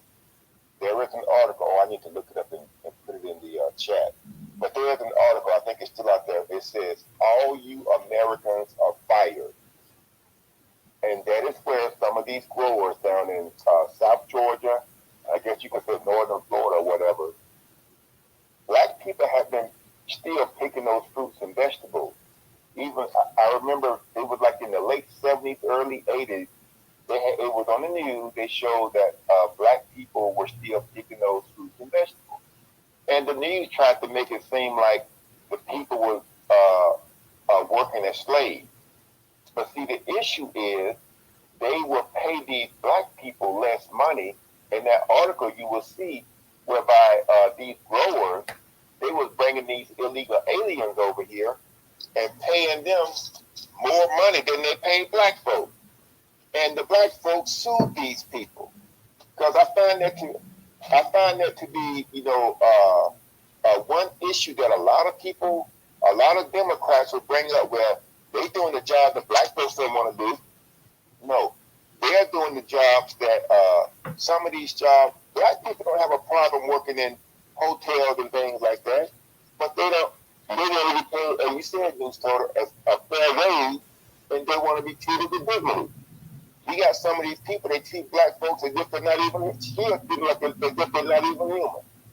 So that right there, I just want to say that, and as far as like working in a chicken processing plant, well, I have a cousin up until like a few years ago. He was like he had worked his way up to like some kind of a supervisor at this chicken processing plant down in my hometown. So that right there is nothing but the lies that Democrats as well as Republicans say about black people not trying to say that, again, that's their way of saying that black people are lazy, black people don't want to work, and all this other crazy garbage that people put out there, which is not worth anything.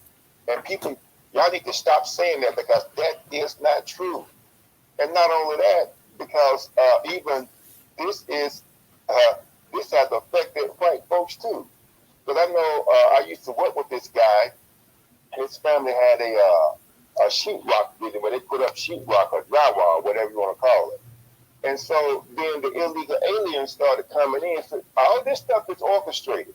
But the illegal aliens, they start bringing them in, and they start undercutting people, doing the putting up drywall.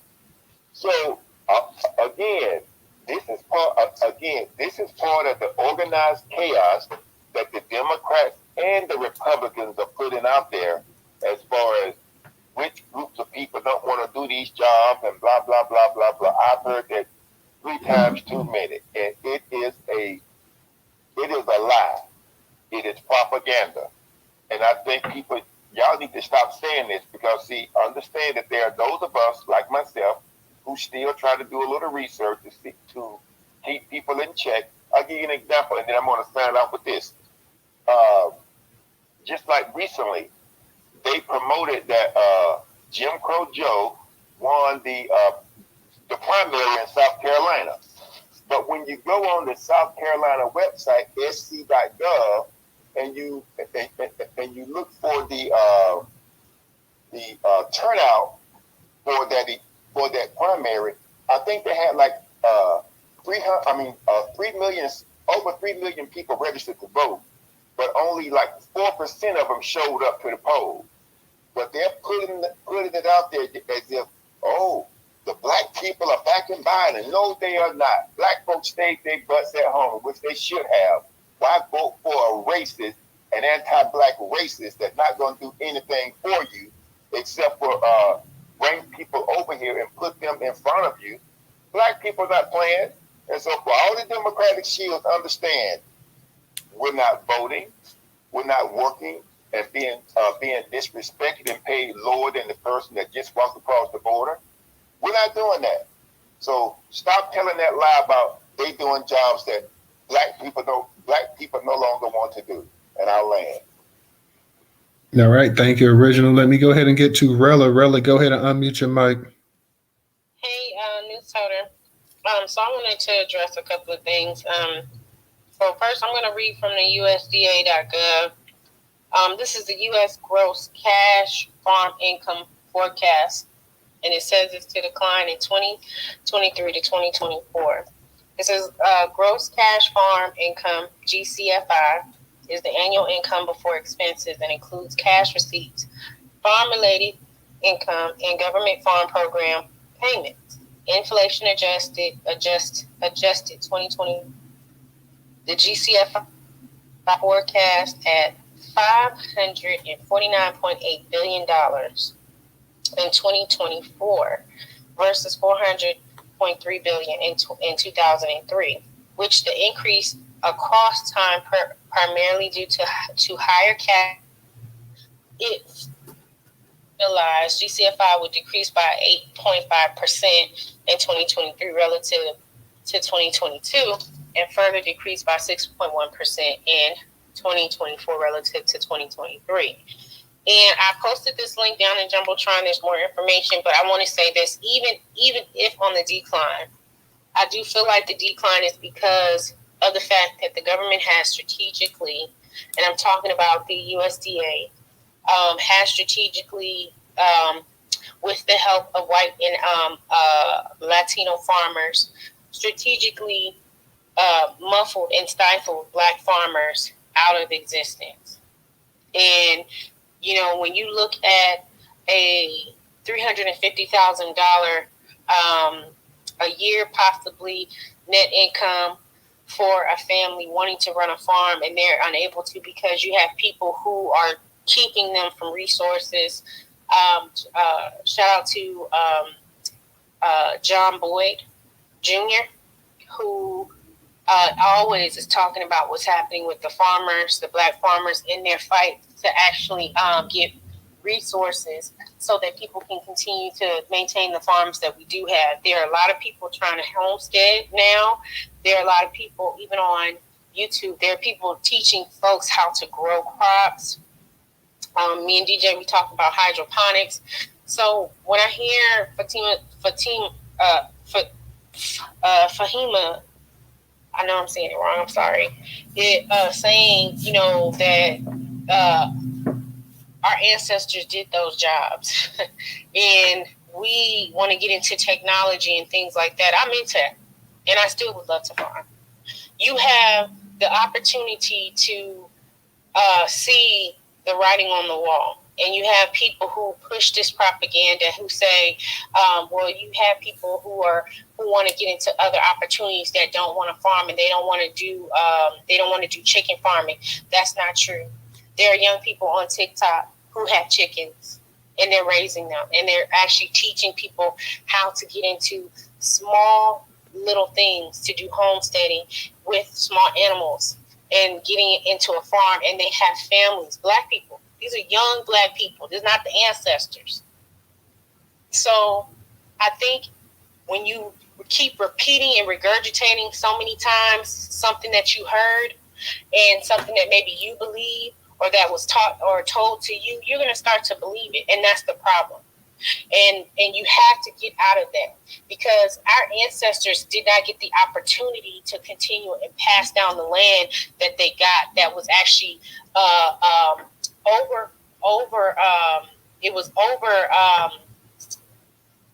the crops, because the cotton was over the hell is that name, what the word is, my brain.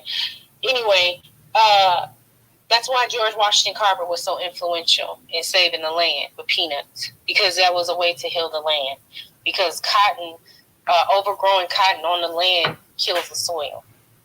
And then on top of that, you had people coming from other countries who literally were giving rights over people's land, stealing folks' land from them, as they're still doing now today.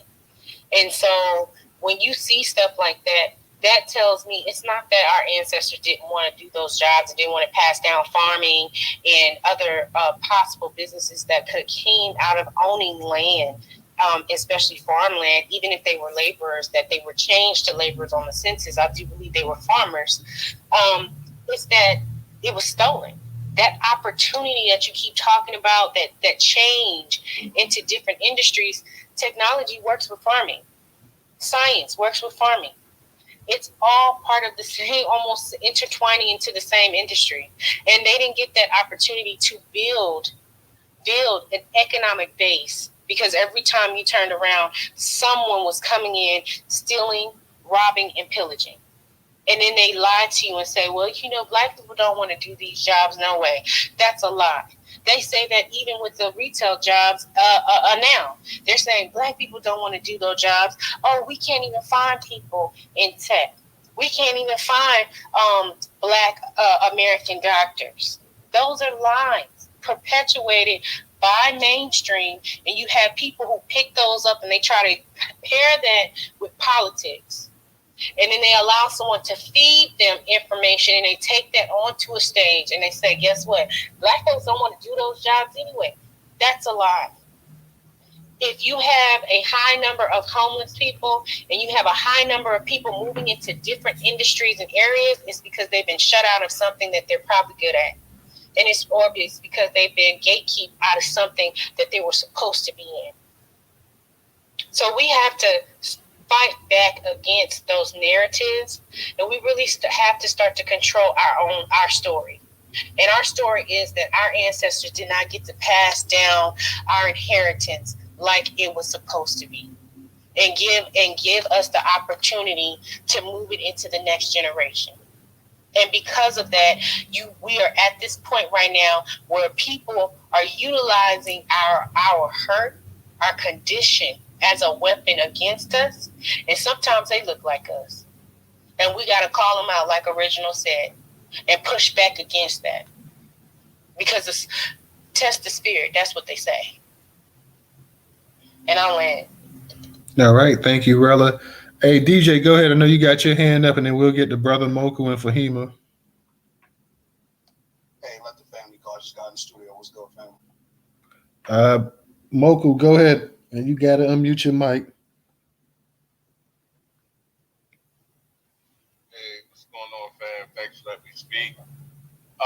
I'm going to just say, this space, this topic that we're talking about, both topics to the title, this is proof that racism, white supremacy is still alive and kicking, and that nothing is bigger than racism, white supremacy. I'll land there. All right. Thank you, Moku. That was pretty short, but appreciate it. Fahima, go ahead and unmute your mic. Yeah, I just want to respond to the sister. I never said anything about farming. I've interviewed John Boyd a number of times because I'm a producer for Pacifica Radio, and I've interviewed him a number of times. I mentioned nothing about farming. I said working in meat packing plants, shucking oysters, and working in chicken factories. My family is from Charleston, South Carolina, and Florida, and we had farmland that had been taken from us. So I didn't mention anything about farming. I said meat packing plants, chicken farms, chicken factories, and shucking oysters. I never mentioned anything about farming. And I'm going to put in the timeline, there's free training for AI. Free training for AI. I'm going to put in the timeline anyone that has children, returning citizens, or anyone that's interested in this, and this is all across the country. They can do free training for AI and get a job in that industry. I'm going to put that in the timeline in a moment. All right. Thank you, Fahima. DJ, go ahead. You got it.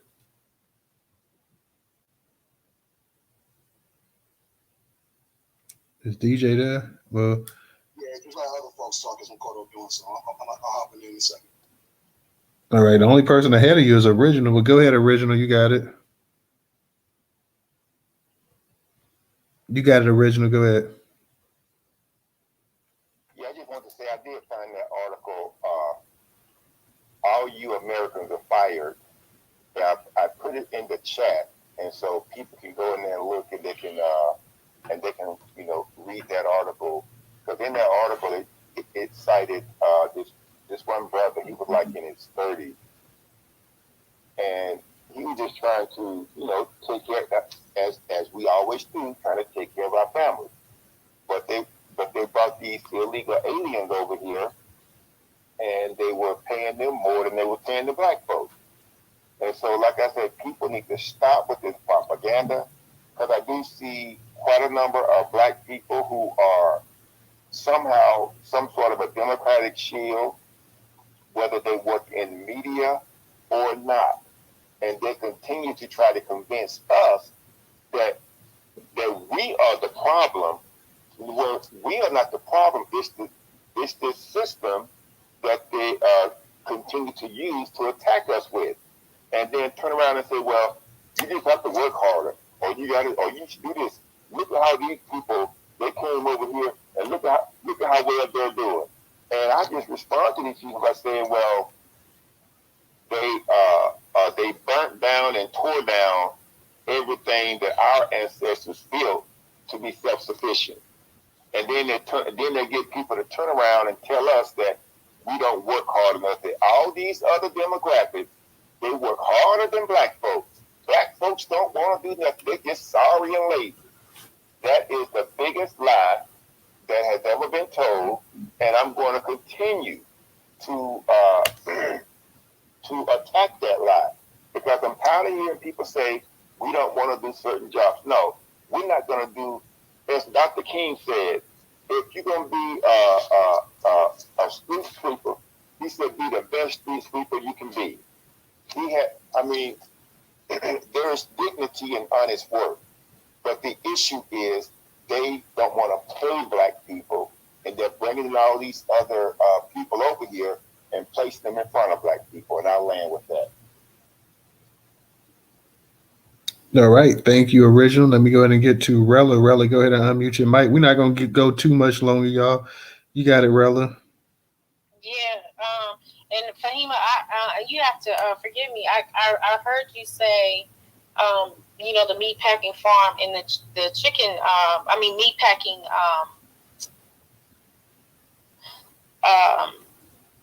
The meat packing and the chicken. But all I'm going to say is that whichever one it is, give the young people and give older people who still have to make a living wage the opportunity. And there are black people who do want to do that. Your individual self and family might not want to do it, and they might want to move into a different industry. That is different. But when you're talking about an entire community, even being from South Carolina, Marcel, we talked about, I've been down to South Carolina, to Charleston, Columbia. We went around South Carolina when we were campaigning against Slimeburn, who hasn't done anything for South Carolina other than give y'all a fish summit to come get some fried fish. But then the 6th district, it looks poor as I don't know what, and there's so much land, things that can be built upon. There's no infrastructure, nothing viable. It's not clean. The people are they just look so sad. Even in his hometown of Sumter. So when we talk about, again, in an individual perspective, it's not the collective. And it's not fair to just say that, okay, well, just because your family didn't want to do it, that someone else might not want, another family wouldn't want to. I think young people, adults, and even older people given the opportunity and the wage to actually maintain their families, they would do it. Because we are known to be workers. We are known to be builders. But if you bring in other people who are coming in and they're willing to work for free just so that they can have a green card or citizenship or hopes for citizenship, they're on TikTok literally showing these people in farms, no black people at all, in speaking Spanish. And then they're talking about how we don't want to do the work. Farms bring in a huge income. So I do believe, and I agree with Original, that you cannot sit there and ask people to work for slave wages because we are citizens. And I did hear you say that as well. Yes, we are citizens and we know better. So our country should know better. And slavery is not okay. The opportunity for white farms to be able to sustain themselves and build and still have people to work on their farms, and they're paying them low wages, let them raise them wages up. See how many white farms dwindle down. Because they had never had any intention to actually be in the farming industry. They just didn't want us to be in there no more. That's why you had somebody like Ron DeSantis who can make stupid comments about how slavery gave the black people, they gave the black people skills. Forced skills that were supposed to be passed down to families that were yet again stolen by white immigrants. White immigrants who now own a larger portion of the farming industry, along with Latinos who come over in a community meeting, yelling at black people, talking about we lazy.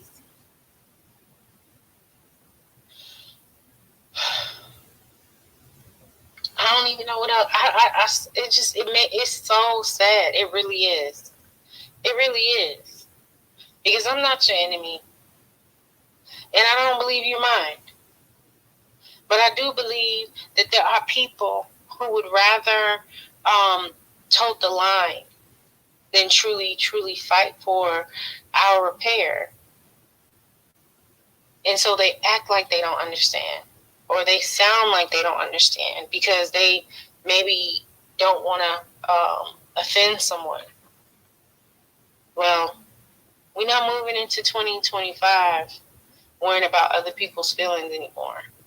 People are coming over to our country and they're harming us. And that's a fact. That's a fact.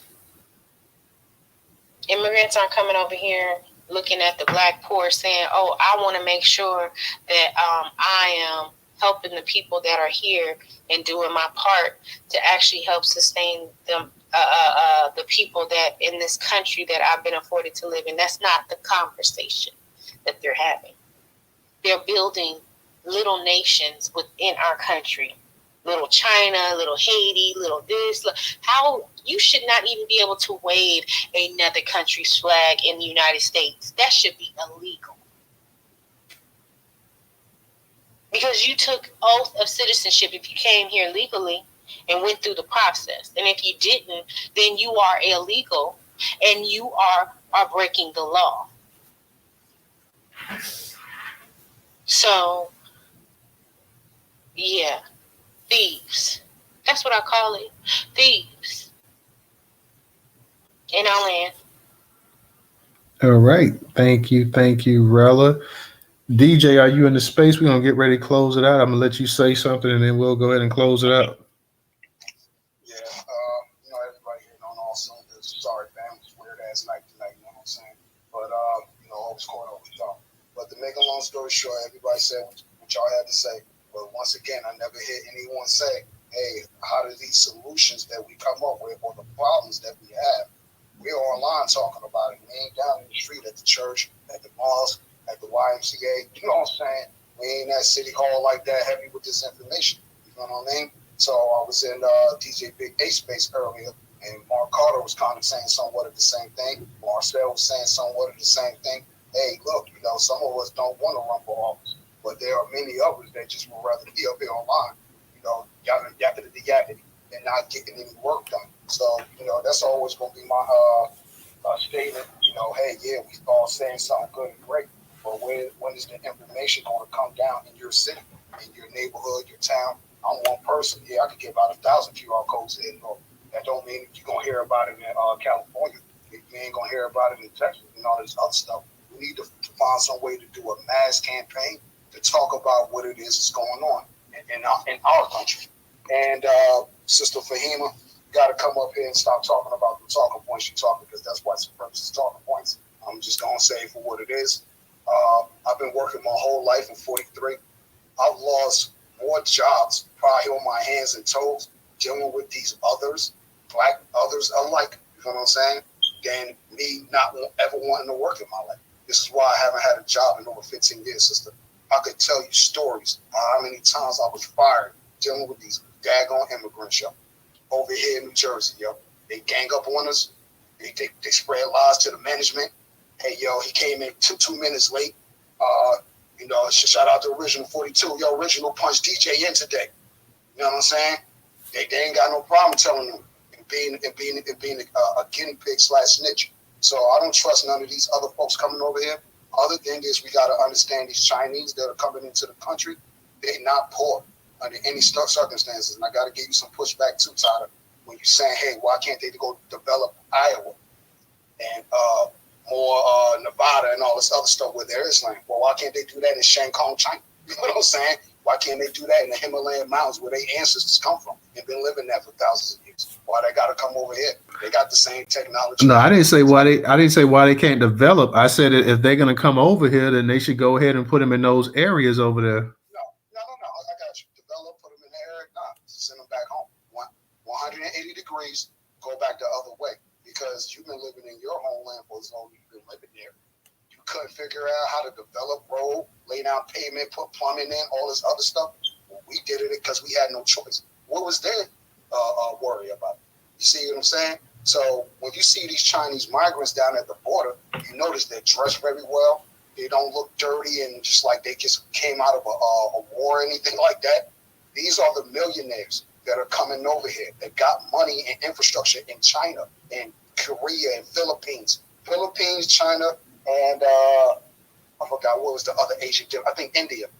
In India, China, and the Philippines are the top 3 Asian demographics in this country. And when you look at their demographic numbers per job for him, they're the nurses, they are the tech engineers. That's all stuff that our people developed here in this country. Why are they getting trained before we get trained? So when you talk, hey, well, Google is giving out a free AI class. Microsoft does free AI classes. Yada, yada, yada. Yeah, they do that stuff. But you ain't going to get a job. And definitely not as no black male. You ain't going to get a job. We'll train you all you want, so you can't complain and sue no one, say no one gave you a chance. But when you look at all this diversity stuff that's going around these corporations, matter of fact, who just recently got sued or getting sued, or matter of fact, it was Byron Allen versus McDonald's. Byron Allen said, hey, McDonald's, we don't see any of that advertising money in our black radio stations and our newspapers going to our black neighborhoods so our people could get the ad money and promote you. Byron Allen just recently lost that case. But that is true. We don't see ad revenue coming into the black businesses. This is what Ice Cube was talking about too. Contract for Black America. Hey, what we doing, black folks? We ain't got to waste all your time voting for the Democrats and all this other stuff. Let's advocate to these other party and see what they're willing to do for us. You know what I mean? So it's stuff like that we really got to start getting up off our tails. Let's not even come up online every day. Stay offline, get some work done, go tell someone else about it. You know what I mean? Take every other day off so these WPI institutions ain't getting all our content. So a lot was said tonight. As far as the white folks and Trayvon Martin, hey, well, black people been telling y'all got prejudice. Even the ones that I got black friends. You know what I mean? You never say anything when your white friends be up here and your family members and your inbred cousins be up here talking cash crap. We don't say that when the mass shooters are Aurora, Colorado, Columbine. We don't go online and start disparaging y'all people that lost their life. Don't do that. We might say it in our mind, but we don't need to say it online. And that's not no coward stuff. It's just that ain't us. But that goes to show you what type of people y'all really are. This is why we need to segregate.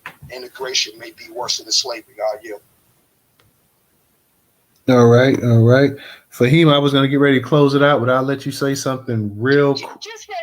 Just very quickly, I appreciate the opportunity. I just want to say to the brother, I'm not talking about Google. These are major universities because there's a shortage of people to fill these jobs in artificial intelligence. I put it in the timeline, and if you follow me, brother, follow me, and we can chat offline. I used to do workforce development. I'm an educator by profession.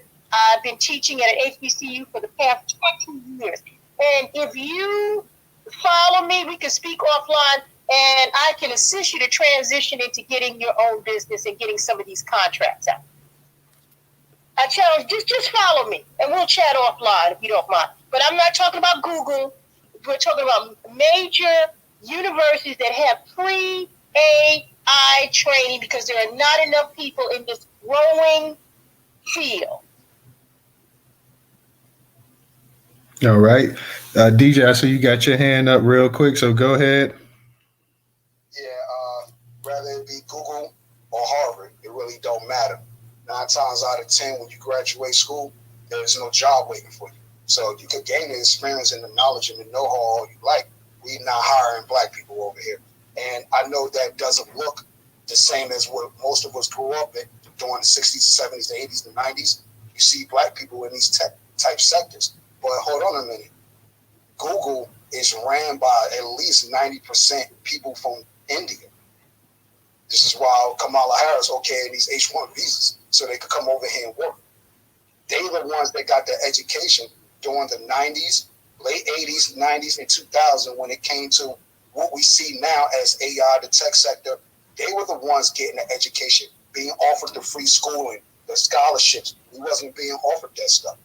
And then if we were, we didn't know about it.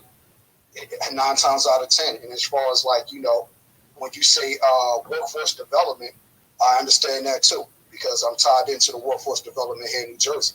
So I also have a business. I've been self-employed for well over 30 years, and I'm only 43. So do the math with me on this one. So when you say workforce development, let's switch over to another entity or organization, 2 of them, but they're tied into the same thing. EDC, Economic Development Corporation, or you might know them as an urban enterprise type zone, which ain't nothing but a subsidiary all connected to the SBA. Why is it that the EDCs, right, which are connected to workforce development inside of these social services buildings in your state, why is it that the EDC in the hood does not teach you business, or there's no EDC in the hood that would teach you business training? But if I go right next door to the white neighborhood and look up an EDC there, there's all the business training you need. We fund you the equipment. We give you the books. We give you training, after school. We help you do the business plan. We help you get the funding. That's not in the hood. But when you look again for EDC in the hood, it's nothing more than a workforce development training, which is not bad because you're training me to get a job, to go work somewhere. That's cool. And, you know, I'm getting training free. I got to pay for it. You pay me to go get the training too. That's all good. But what if I don't want to work for anyone? See, a lot of our people got our own mental mindset where we know we could be successful on our own. So when you say, hey, you know, a lot of us don't want to do these jobs, that's just not true. I think we are beyond that now. I think we're beyond it in some way, shape, size, form. We're educated. Majority of us up here. I got degrees on the wall. You got degrees, right? I got degrees. Tata got degrees. We are working great jobs, but we don't have anything. We don't have anything. And I'm not working a great job. Well, even with that being said, you don't live beyond your means. You ain't out partying and buying stuff you don't need because we don't have it. Our folks that passed away and left this world, they didn't leave us anything like these white folks leaving their kinfolk. We don't have anything. But you'll have the white folks come up here on a Trayvon Martin post and say, oh, well, y'all talking about reparations. Well, my family been poor their whole life. Well, what about your family? We're not talking about white reparations. We're talking about black folks. But go ahead, though. And I do follow you, sister, I believe. All righty. Yeah, make sure you follow because Fahima says she can show you about the contracts and whatnot. So definitely that's definitely a nice network, and I appreciate all you guys coming up here to speak tonight. Just Cakes was up here, but she dropped down. I was gonna let her be the last speaker for the night, but she dropped down. She's probably taking care of the little one, so we're not gonna hold this space up. FBA got her. She had hit me up in the back. Her phone was dying as well too, so that's why you probably don't see her up in here, guys. But this is only the second broadcast space for the week. We, like I said, we're gonna probably do 2-3 a week. We're not gonna quite probably do as many as we did last year with the 4 and everything else like that. So we're gonna probably have a space Monday. We're gonna be discussing. We're gonna have what's her name? Kamala, Camilla Moore. We're gonna probably have her in the space talking about the Cali reparations. She's gonna be breaking down and talking about it because a lot of people they want to know about the actual. A lot of people were throwing off about the actual cash payment thing as well too. So we'll have her come up in the space and actually break down, discuss it. So I'll probably make that space out the next day or two or whatever, guys. And Monday we'll be back to go ahead and have that space. So shout out to all you guys that came up in the space tonight. DJ, you got something you want to say really quick? Hey, yeah, I'm gonna start a space so we can continue this conversation, but maybe like 10:30 or 11 o'clock. Right? And if you want to come up there, then for him, because I'm always talking about business, so we can have that conversation for him. Excuse me. All right. Well, on that note, guys, we're going to get ready to close it down for the night. DJ said he's got a space going, so it'll be a part 2. And in that space, he'll have all kind of topics going on, guys. So if you guys want to go into the late night space. DJ, what time you starting that space up? About 10:30, 11 o'clock for sure. I just need to handle some business here in the studio. Hey, the reason why you ain't heard me, I had to walk from the store, bro. Keep it real, man. I miss my car now, man. I miss you, big baby. DJ, and I sent you a video. Maybe you can play it in the other space. And his name is, I want to say Carl Spalding or Carl. Yeah, I thought that that's come on up there. I'll make calls. Spalding. Yeah. All righty. Well, guys, definitely check DJ's space out. Once again, thank you guys for coming here tonight. We'll see you guys Friday. And I'm not Friday, but Monday, and we should have that space plan out. We'll be talking about the California reparations, and we'll have a expert in there to actually talk about it as well, too, guys. So we'll see you then. Everybody be safe. Have a good weekend. Peace. We at the liquor store on Friday, y'all. Getting saucy. Peace.